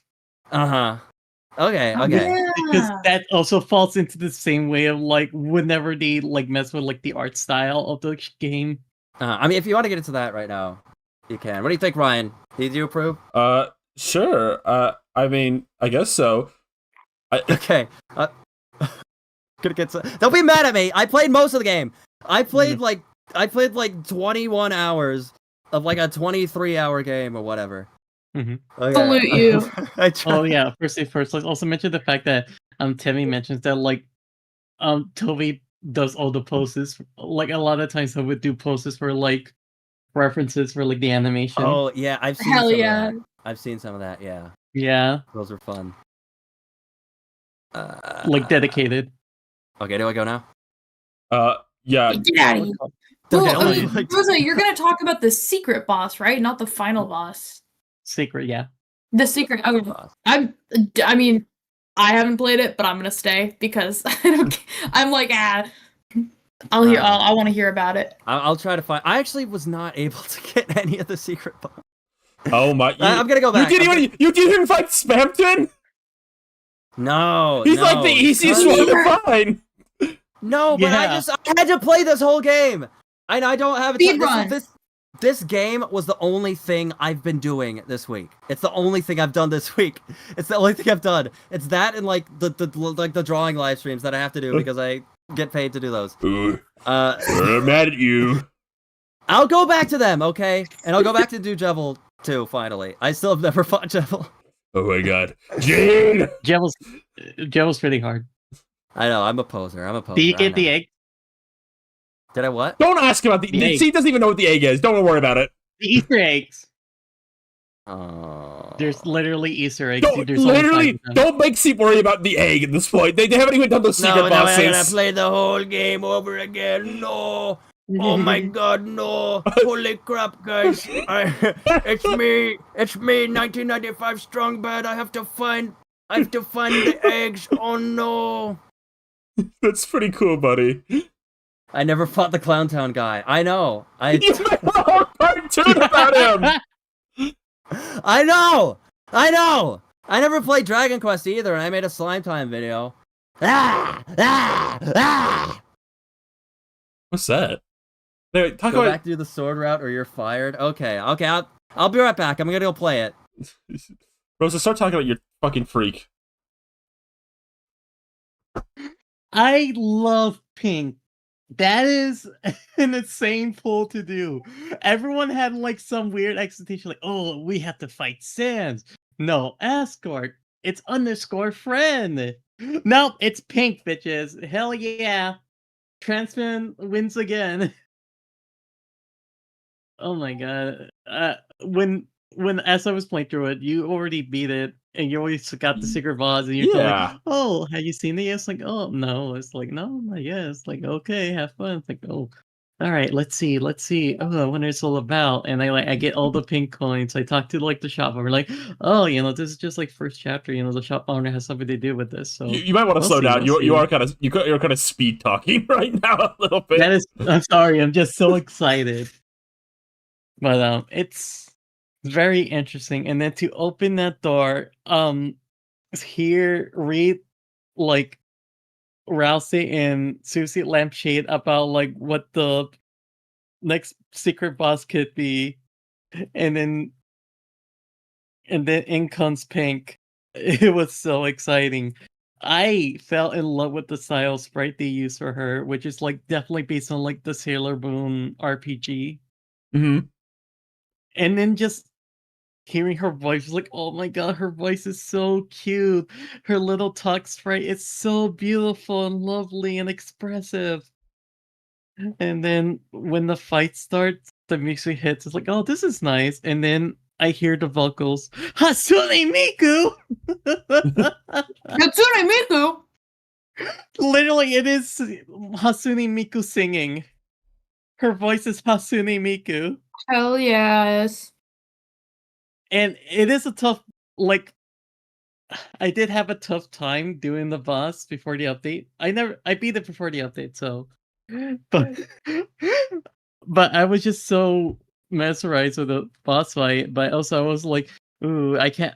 I was so strict on myself, of, like trying not to like use as many items as possible. And like the first two phases, like, oh, there's gonna be 2 more phases, right? I have to be careful. And then immediately the third one's like, oh, I didn't need to be that stingy, huh? But that is a very fascinating boss fight because there's like a lot of obvious narrative ties between Pink and the player with Chris. Yes. I'm gonna be honest. I was not surprised about the secret boss, even like an ounce. And I did tell this. I don't know if I was like the only one not that surprised that she was the secret boss, because right before you go into the dark world, like you can just walk in front of Asgore's like building, and he has like a figure of her, and then you walk in, and you start collecting those like pink coins. I'm like, oh, okay. So Mad is the secret boss, right? Got it. Wow. Hackerman even like Hackerman even said like, oh yeah, Pink Cat grab the coins to talk to the Pink Cat. Like everyone was hoping for a cat with pink and yellow, and they got this one. Also, holy shit, Field of Mysteria did those fireworks. That's amazing. I love it. Of course, it looks familiar. Yeah. But that's a really fun boss. The thematics in that boss is also like really good.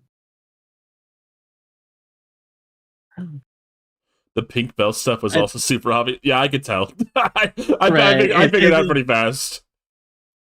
I wasn't thinking about it too much. Like, it's like I feel like this is definitely gonna be different from like what people expected.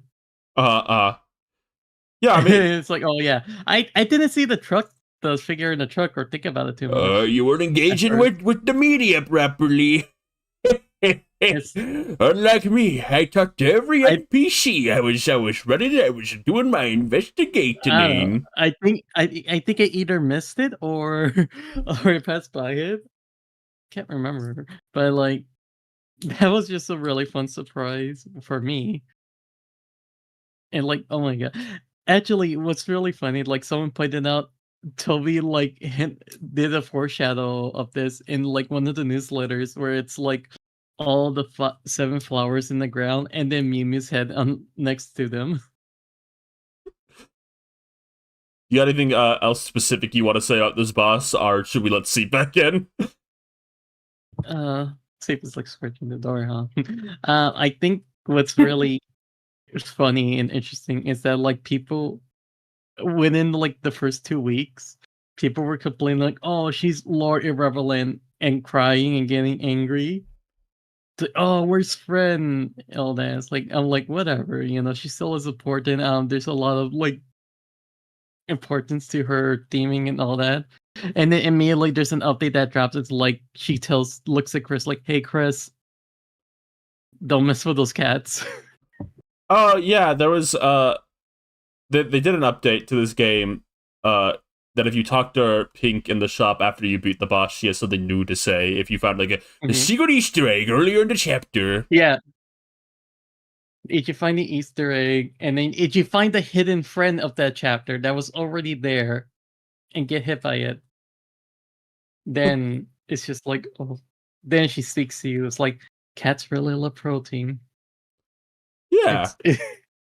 That was really big. Oh, that's right. That's why I also thought it was going to be Apple Girlington. Or like I knew so like it has to be a total reference to this chapter, huh? All right, we could go. Let me see if he can come back in. Yeah. Let's see if he's if he's not walked away from his computer. What, you want me back? I guess so. Welcome back. What do you want? What's up? I kind of just maybe wrap up a little bit. Because we are approaching 3 hours, and I don't want to go too much longer. I guess it's important because I think people are going to want to know. Who's your favorite of the flowers? Mine? Yeah, everyone. Rosa, you, Adie. Well, me specifically, and then push everyone out the way. What the hell? Well, You're like, someone's gonna talk about your freaking toy too long. It's my turn. Okay. Oh my god, that is so tough.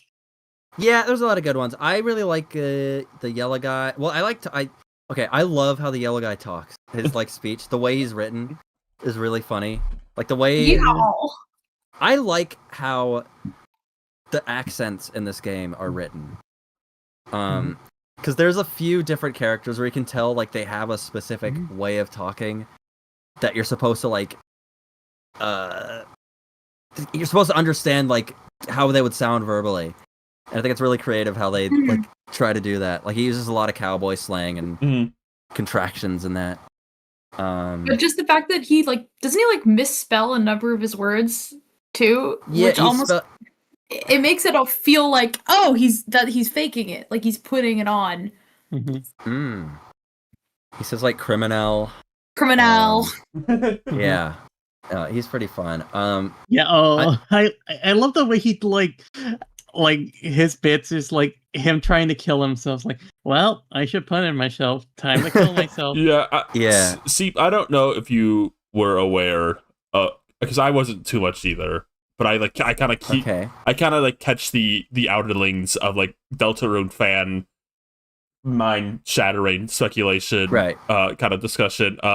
Nobody like try to like correct me on this. I'm gonna give the brief like summary of what this was. There was a general belief there was going to be like a Woody cowboy puppet themed boss character in the game somewhere, because of some like old post Toby Fox made and a few other things in the game. I know there's more to the story. I know I'm getting some things wrong, but that's the general gist of it.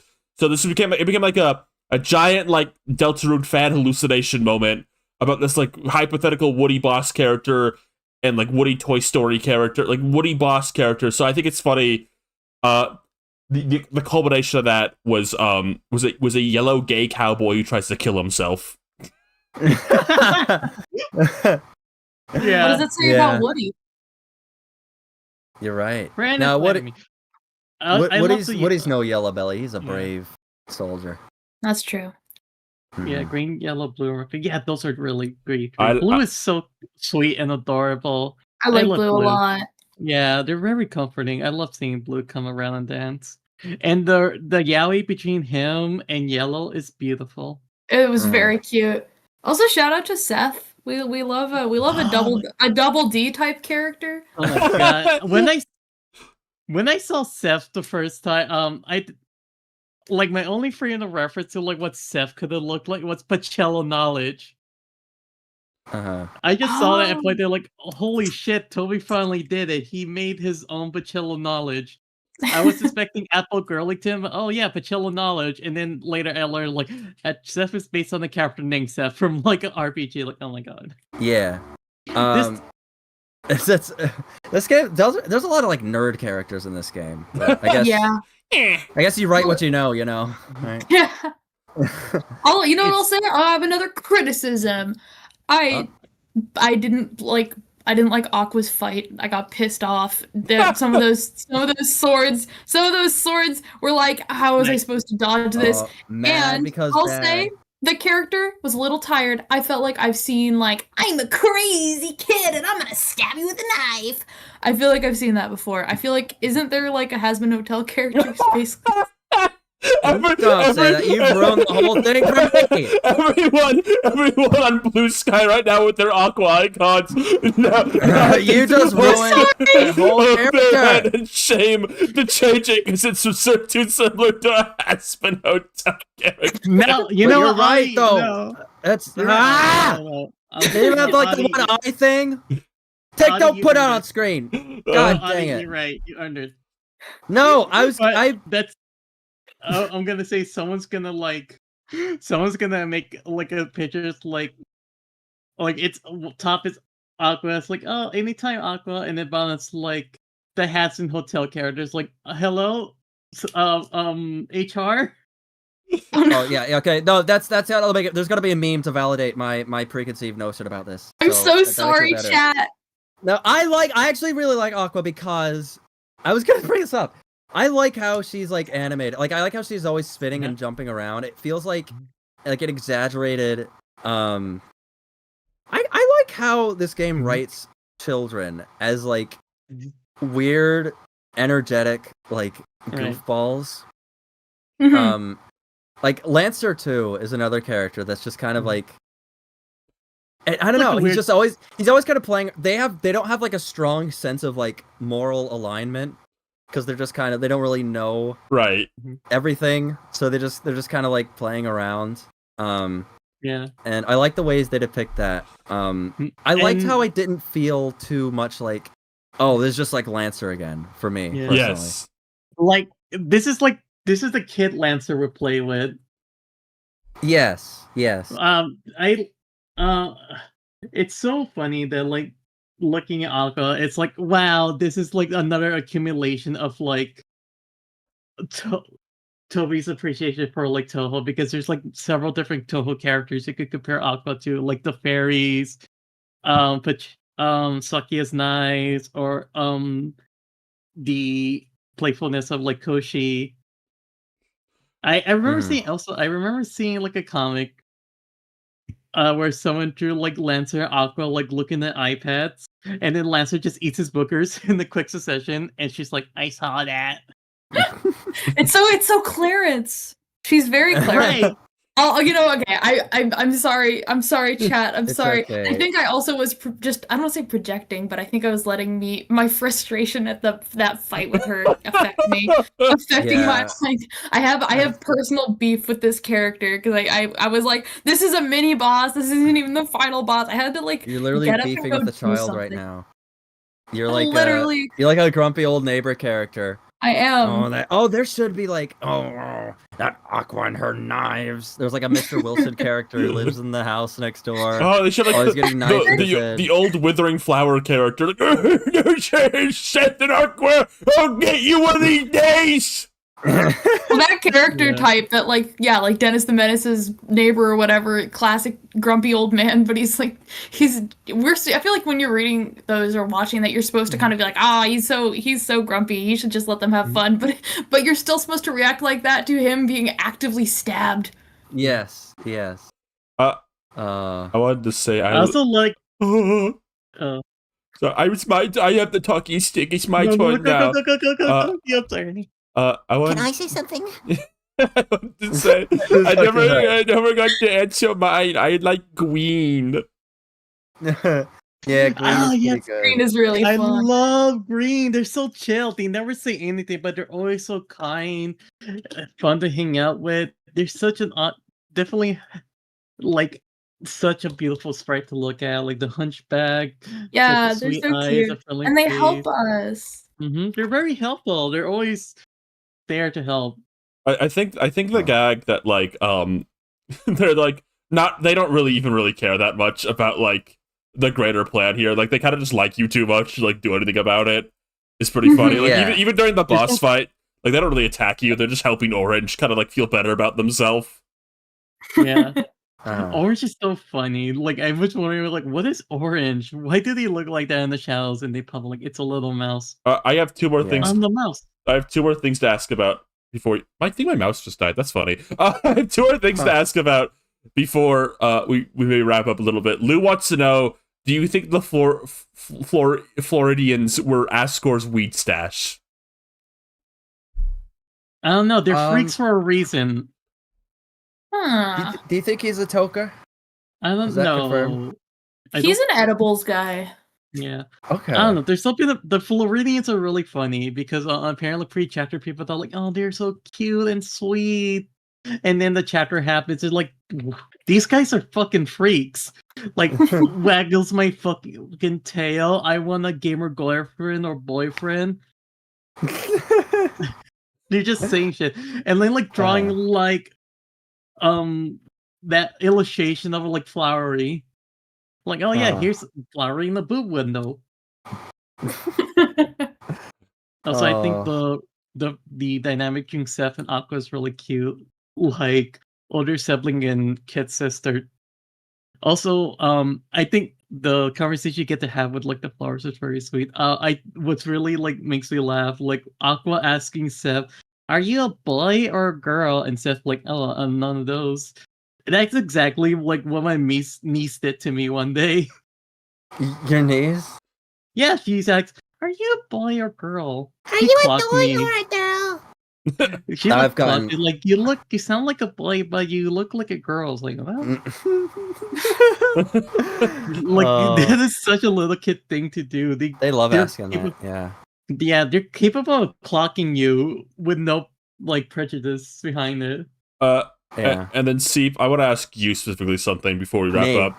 I know Yes. when you play RPGs like this, you read out loud and you do voices. Oh god. Can I ask, do you have any specific voices you did for some of the famous Deltarune characters you want to share?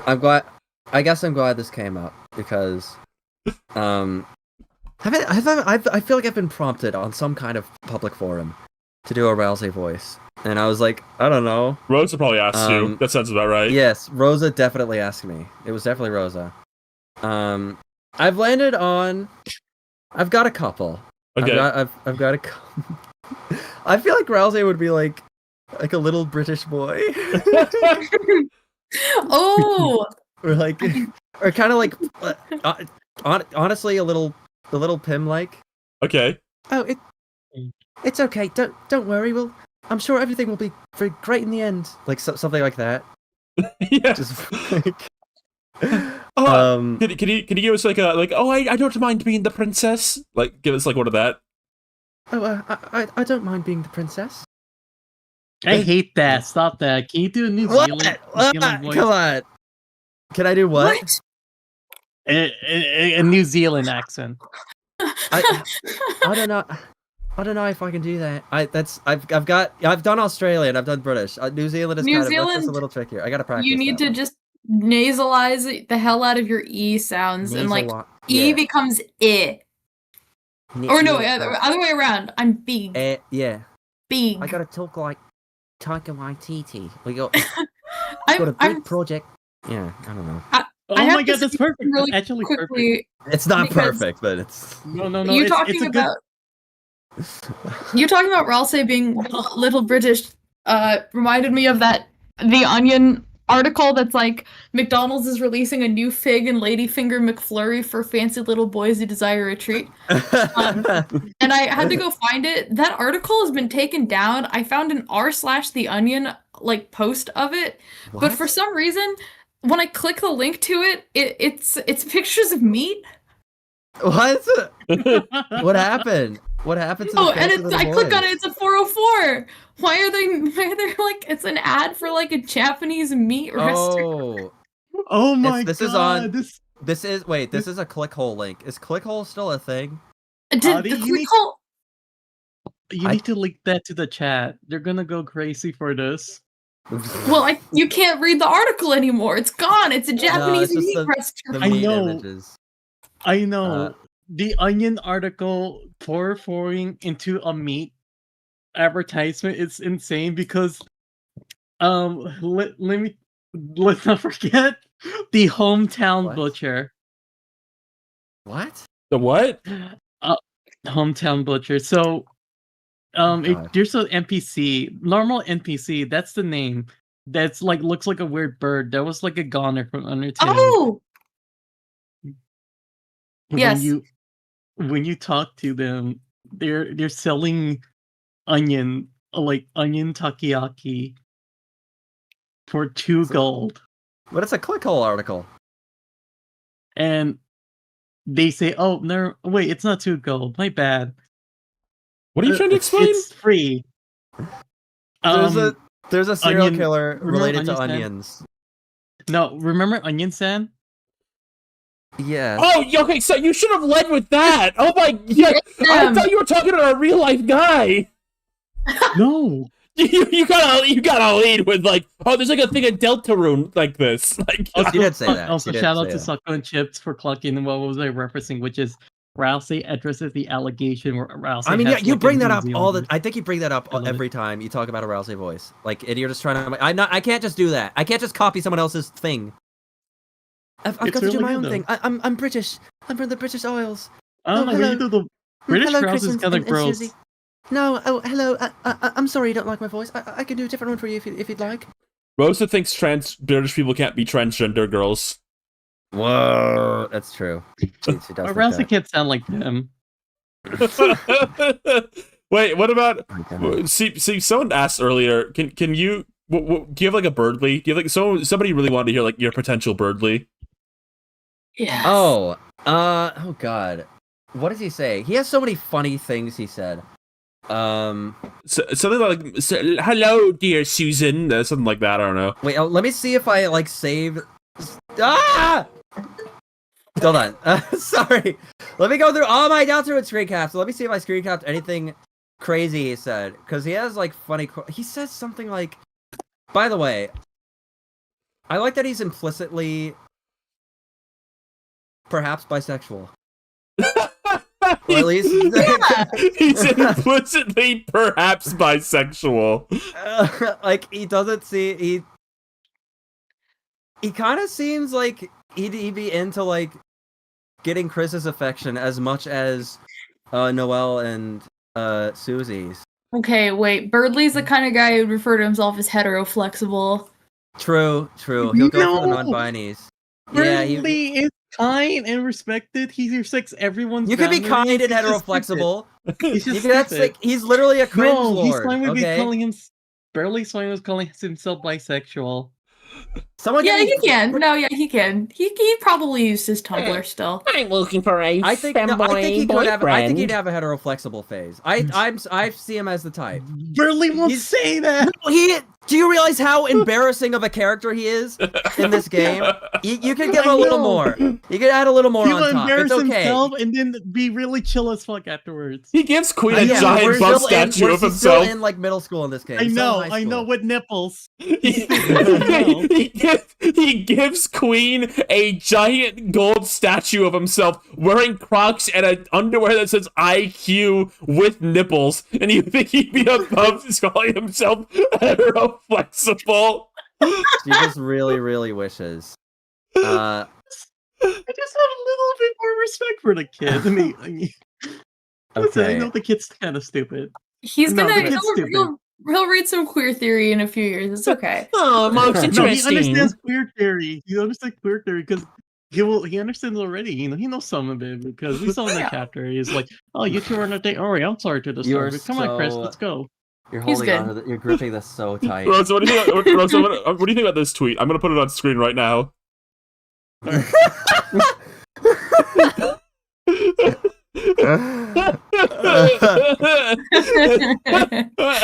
Noelle, my queen. I just wanted to show some Exactly. support. Exactly. He I'm would. coming. Oh, hello. Exactly. Burley would do that. Hello, Chris and Susie. I'm going to Pride as Burley, an in the ally. end of the day, loves his friends.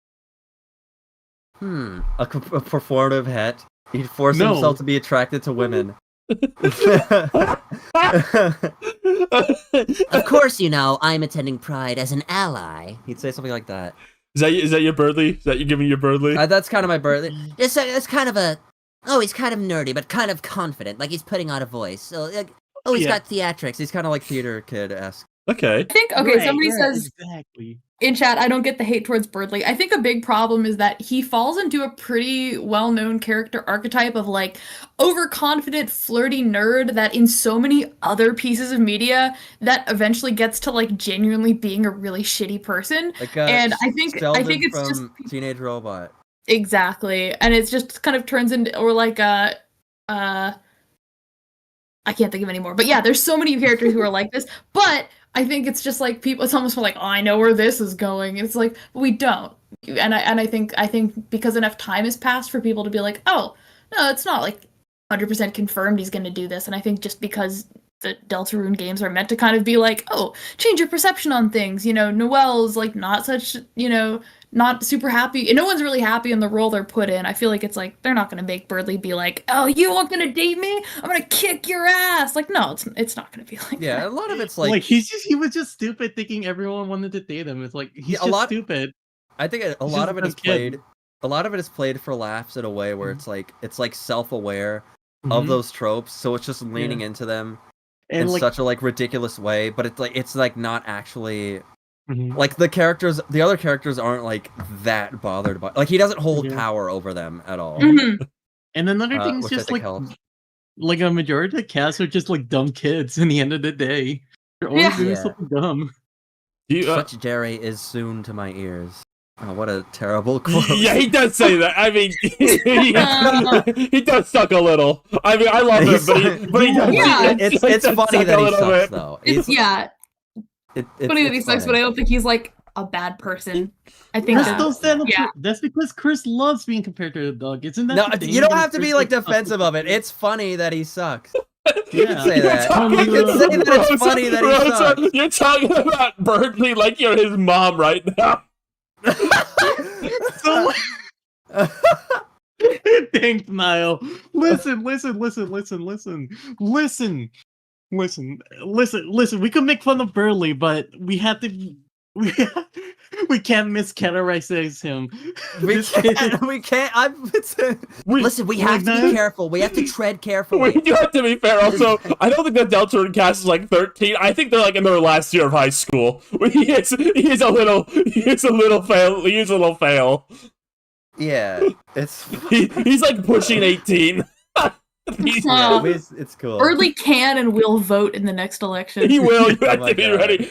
Well, Susan and Noel, you must do not worry. I'm Bernie Bro. I'll maybe make you sure to vote for all of your rights next year.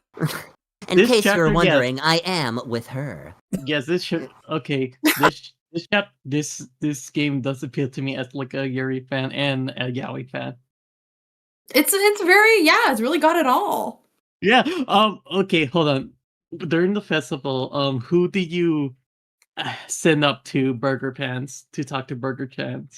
The guy who was texting. Yeah, it was Nice Cream Guy. I don't know. I almost don't know anyone who didn't send up Nice Cream Guy. Yeah. I actually did not even know you could send Caddy and Bratty up until other people started talking. I literally thought you were just supposed to send him up. Yeah. It's just like, okay, time to do that thing. It's really funny because apparently other routes it just like ends up better for like. Oh no, really? He's happier in the other result. Either he gets together with Bratty or Caddy's just like, damn, let's go hang out, chill out, be friends. Like, all right, sure. But it's better if it's doomed. Yeah. Oh, and also, but the truth, like they're not being truthful. Don't we want the legitness? Yeah, That's exactly. true. That's why I'm going. Listen, I'm here for the long haul.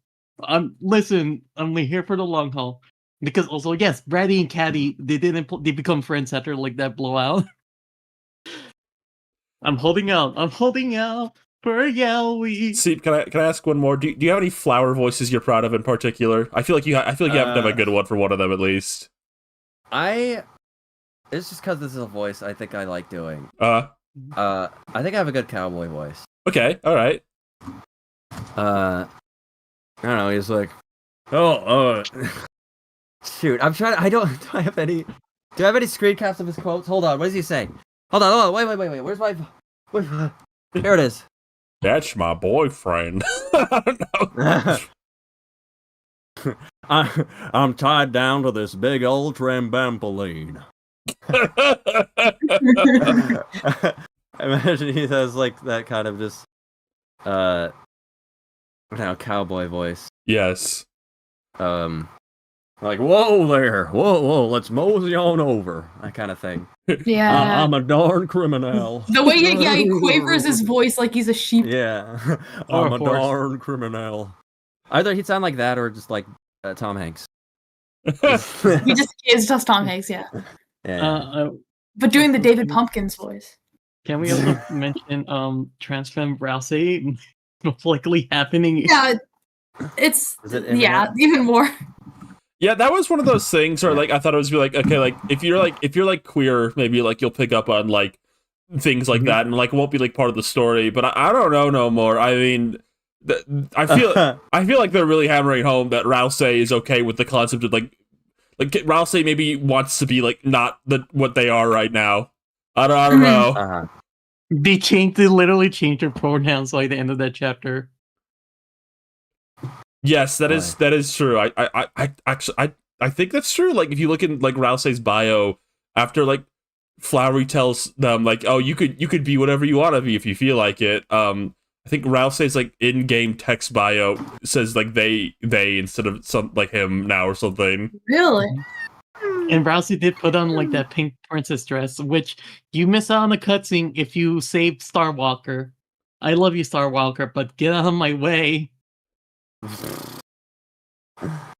Yeah, does that answer all that? Yeah, we are yeah, running very yeah. late in the show, and I feel like we decided like I think Deltoon was kind of like what we watched or played this week thing for most of us. Yeah. Except for Rosa. Yeah. Oh man. Would you mind saving your thing till next time, Rosa? We are about 3 hours and 15 minutes in. Okay. I think we. I will say, we might. We're considering doing like another episode next week. Maybe if things align as such. I don't want to promise anything, but I feel bad because we keep skipping weeks. Like it's been like. Yes. I think we only had one episode last month. So I think we might have it in us. I don't know. You might be seeing us again really soon. We got one more in us. Hey, we don't want to be strangers. I got one more. Yeah. Yes. That being said, what else do we have covered? Do we have any like questions? Yeah, do we have any fan art? I was gonna say we have some questions, and I think we have fan. Oh, we don't have any fan art. We actually don't have any fan art to show this time. I mean, before we end, I don't think we've talked about the comic we're doing. Oh yeah, talk about that right now as I gather questions. Yeah. Okay. Camp Start Cast. So anyone who's listening is not aware. Maybe you're from the future. I don't know. We in the last earlier this week, basically the Sunday this week, we started releasing Ready to Start Camp comics. So we just have a series of, right now it's 30 daily comic strips that we're doing, releasing them on our social media platforms, mostly Blue Sky. And yeah, if you aren't aware, go check them out. We're doing one every day. We have another one coming tomorrow and the day after. Yes. The day after. So me, Ryan, and Rosa, we're all just drawing these. They're so funny. Thank you.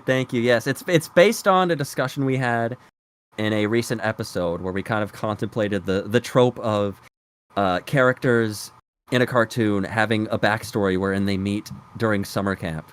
Yes. And that's kind of like that was the basis of the idea, and we said like let's like actually do something with this. So we got these little comics that we're doing. They've been fun to work on. It's fun being able to. I kind of want to do more in the medium of like comic books. Yes. And that sort of thing. So it's been a good exercise, I think, kind of getting me in. I don't know, that region, that kind of way of thinking.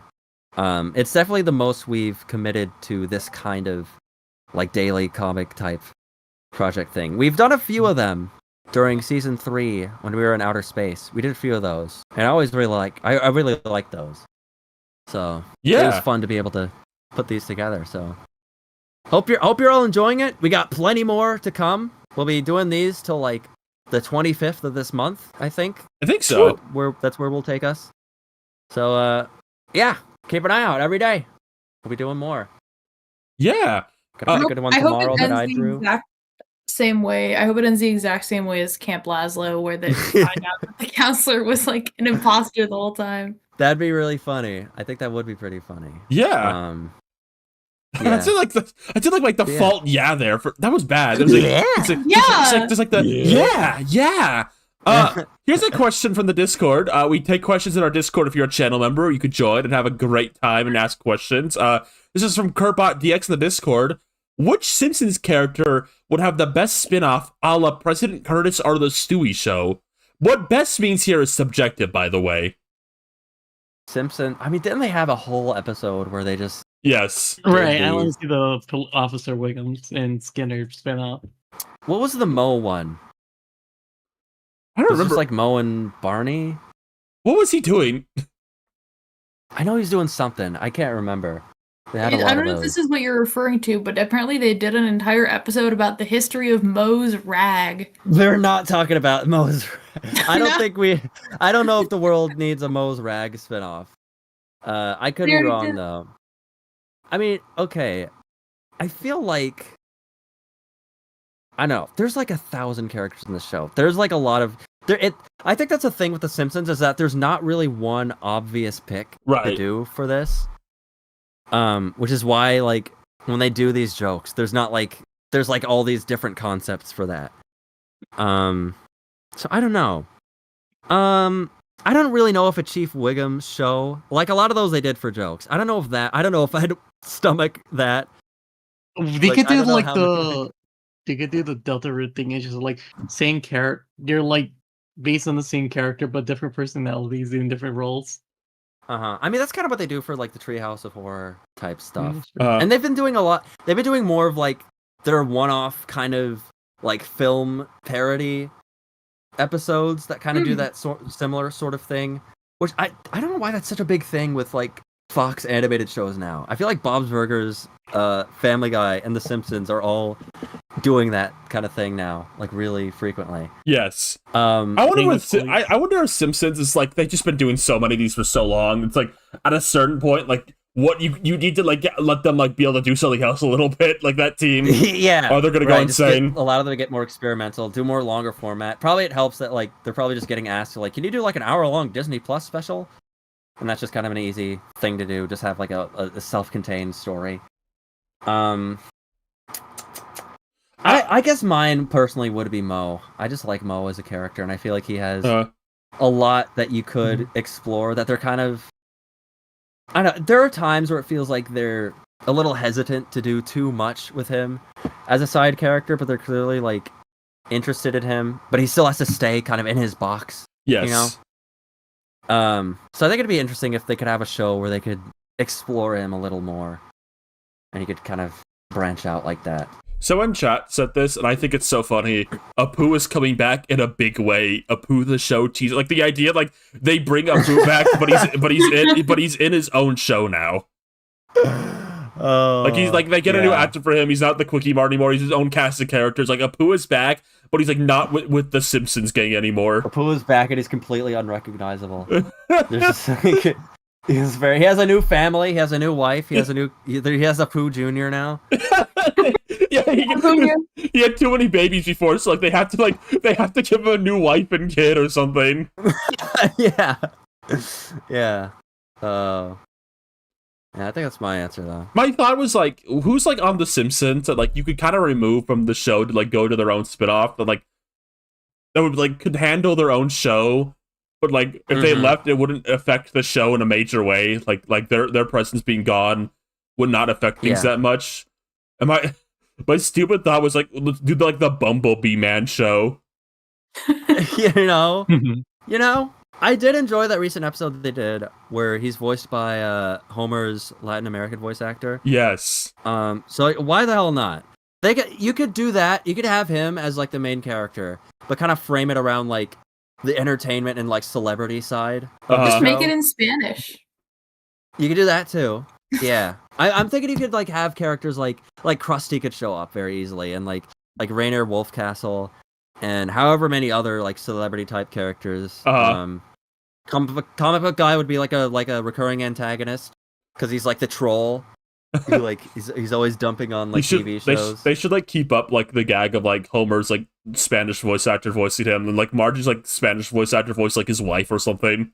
Yeah, he has a whole Simpson family.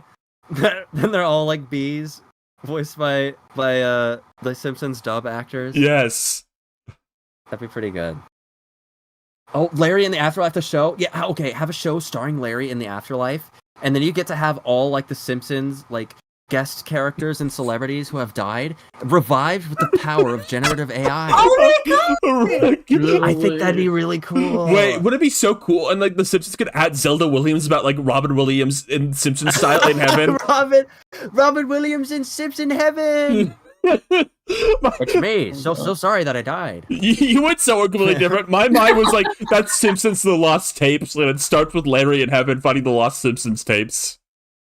Oh, okay. I mean, honestly, what would Simpsons The Lost Tapes even be? The whole show is just kind of just... It never ended. There's no lost tapes. The show is still going.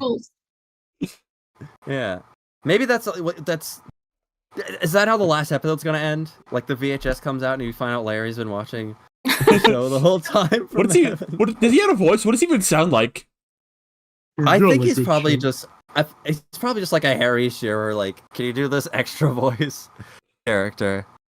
I think he has Jolly good show. Probably. He probably has like one line. Someone ask the real Jims about this. All right, and then the final question. We have no fan art this week, by the way. When you failed us, you didn't draw any pictures for us, and we're all mad at you for real. It's like we were gone for like 2 weeks or something.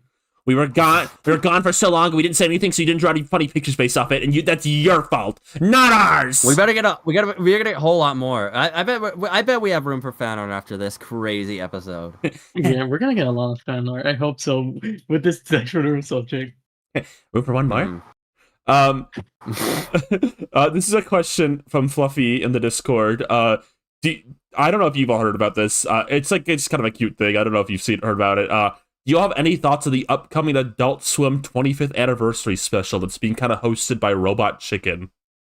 Oh yeah, it's really neat that we get like every voice actor ever for that. Yes, which is wonderful. Yeah, when this was first, love Rick and Morty, which is funny. Yeah, when this was too famous. When this was first announced, I just thought I'd be like, okay, yeah, Seth Green's gonna be doing like Adult Swim character voices for like 22 minutes. Yeah, great. Okay, sure, whatever. But then the trailer came out. And it's like every actor in all these shows ever has come back. It's like, oh, okay, never mind. It's a genuine reunion. This is a real thing. You got Joe Pera, you got Eric Andre, you got like the Aqua Teen guys. No, I was surprised they brought the voice Birdman. actor for like Lucy, Daughter of the Devil back. Like that's like a They did. Yes. Melissa Bardengelski, I think that's her name. Yeah, she's in this and she's speaking. I was surprised. I was like, wait, what? They're actually doing that. And I think another funny thing about this crossover that I noticed is it was like 8 Venture Bros characters. I think it just because 2 guys voice all of them. So, yeah, it's not hard to do. So if you have them, you have like the whole cast of the show basically. Literally, the first clip I saw from that was, "Look, it's Tim and Eric." I was like, "Oh my god." Yeah, that's gonna be fun. It's gonna be a fun reunion. I like the vibe Adult Swim has as far as its like catalog. I kind of like how it feels like there is a sense of like reverence for its programming. Like it's not all just here's just like stuff we own. Like it does feel like there's a sense of like there's just like a bunch of like creative, funny characters and people. Yeah, Adult Swim's always been good, like, no matter what the era, like, just picking up weird things. So they're I think I've said this before, like, I have a lot of problems with them. I think there needs to be a big discussion about how they treat a lot of their legacy voice actors, for one. Yeah. I think, though, they are pretty good consistently about picking up weird things and, like, letting weird things get to air, which is not, they're like kind of the last bastion of, like, I guess, like, just letting things happen on TV, kind of, like, you know, they're the guys who picked up, like, unedited footage of Bear type stuff. No other network could be doing this kind of stuff. Like if Gendy Tartakovsky like $12 million, just make some of your like toys fan fiction. Yeah, they're the only people I guess right now who be picking up something like Primal or whatever. Yeah. I'm looking forward to it. Cool. It'll be cool to see and hear all these people back again. I like a lot of Adult Swim stuff. Yeah. Any particular hopes you have to see that we don't know about? God, I don't know. Have they showed Xavier Renegade Angel? That's always one that I think is yes, really. He's in it. They've not showed him speaking yet, though. He needs to. He does need to speak, or else he'll get sad. I think he will. I remember in like 2020 when they were doing like the celebrity like graduation speech like things. Yes. They did one with him. Which is like, it's funny how they will just like pull stuff that aired for like 2 seasons 20 years ago. Just be like, yeah, here it is. Adult Swim is pretty good about like not acting like nothing they have like doesn't exist or whatever. Yeah, you'll see that with other networks. Like if a show was a failure, they'll just be like completely ashamed of it. You'll never hear about it again. Yeah. But there is this fun sense of like, you know, like a moral oral ended. But occasionally maybe you'll just like see like a little project with those characters pop up in time. It's cute. I hope Rick and Morty show up and they save the day in the end. They do show up and then they save the day. I think that'd be awesome. Adie, do you have anything you want to promote before we end the show tonight? Yeah. Yeah, you know what? Follow me. That's an order. I'm lunchmonger most places. I'm on Blue Sky. I'm on Instagram. I'm on Tumblr. My YouTube is not Adie. My YouTube is my name. But I think if you go to, I have a link tree. Yeah, there's my link in the chat. Yeah. My link tree is just, you know what? I should probably add. It's Linktree. Got your linktr. Weebly here too. My fucking Weebly. I need to Put it all. We got it all here. You made your awesome King Dedede puppet. Linktree/80. I have it literally just ADIE. I won. Oh, you've done two. I forgot you've done two Scott the Ones. I always knew you do one. You did one. I forgot you were on more than one. I did 4. You're on 4 now. Oh my god. But some of them were like I did the transitions between different scenes in like a Christmas special. And so I just like had like very Chowder style, like wrapping paper fills the screen and then gets cut away, that kind of stuff. That's awesome though. Yeah. That is awesome. But it's not enough that I would put it on my portfolio. Yes, you know? yes. Yeah, you just share it with us, the true believers. Yeah. Put it on my Patreon. Yeah. I have a surprise news announcement. You sound like you're about to cry. Yeah. What's up? Yeah. What do you want? Okay, you want me to put? Okay, this isn't news. Okay, fine. I'll put it on the screen. Rosa, Don't say fine and put it on the screen. Rosa sent over this news. Guys, don't worry. Linkara from Channel Awesome is reviewing Star Twinkle Pretty Cure.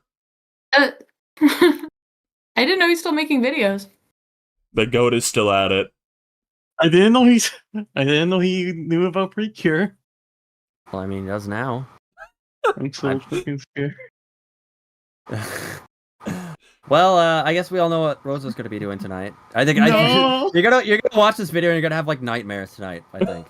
I am. Ah, come on. No, he's the what is he, the Shadowbringer, the Darkbringer, or whatever? The Lightbringer. The I don't think he Lightbringer? likes when people say that. Is that I don't keep up. I didn't know. I'm sorry, Linkara.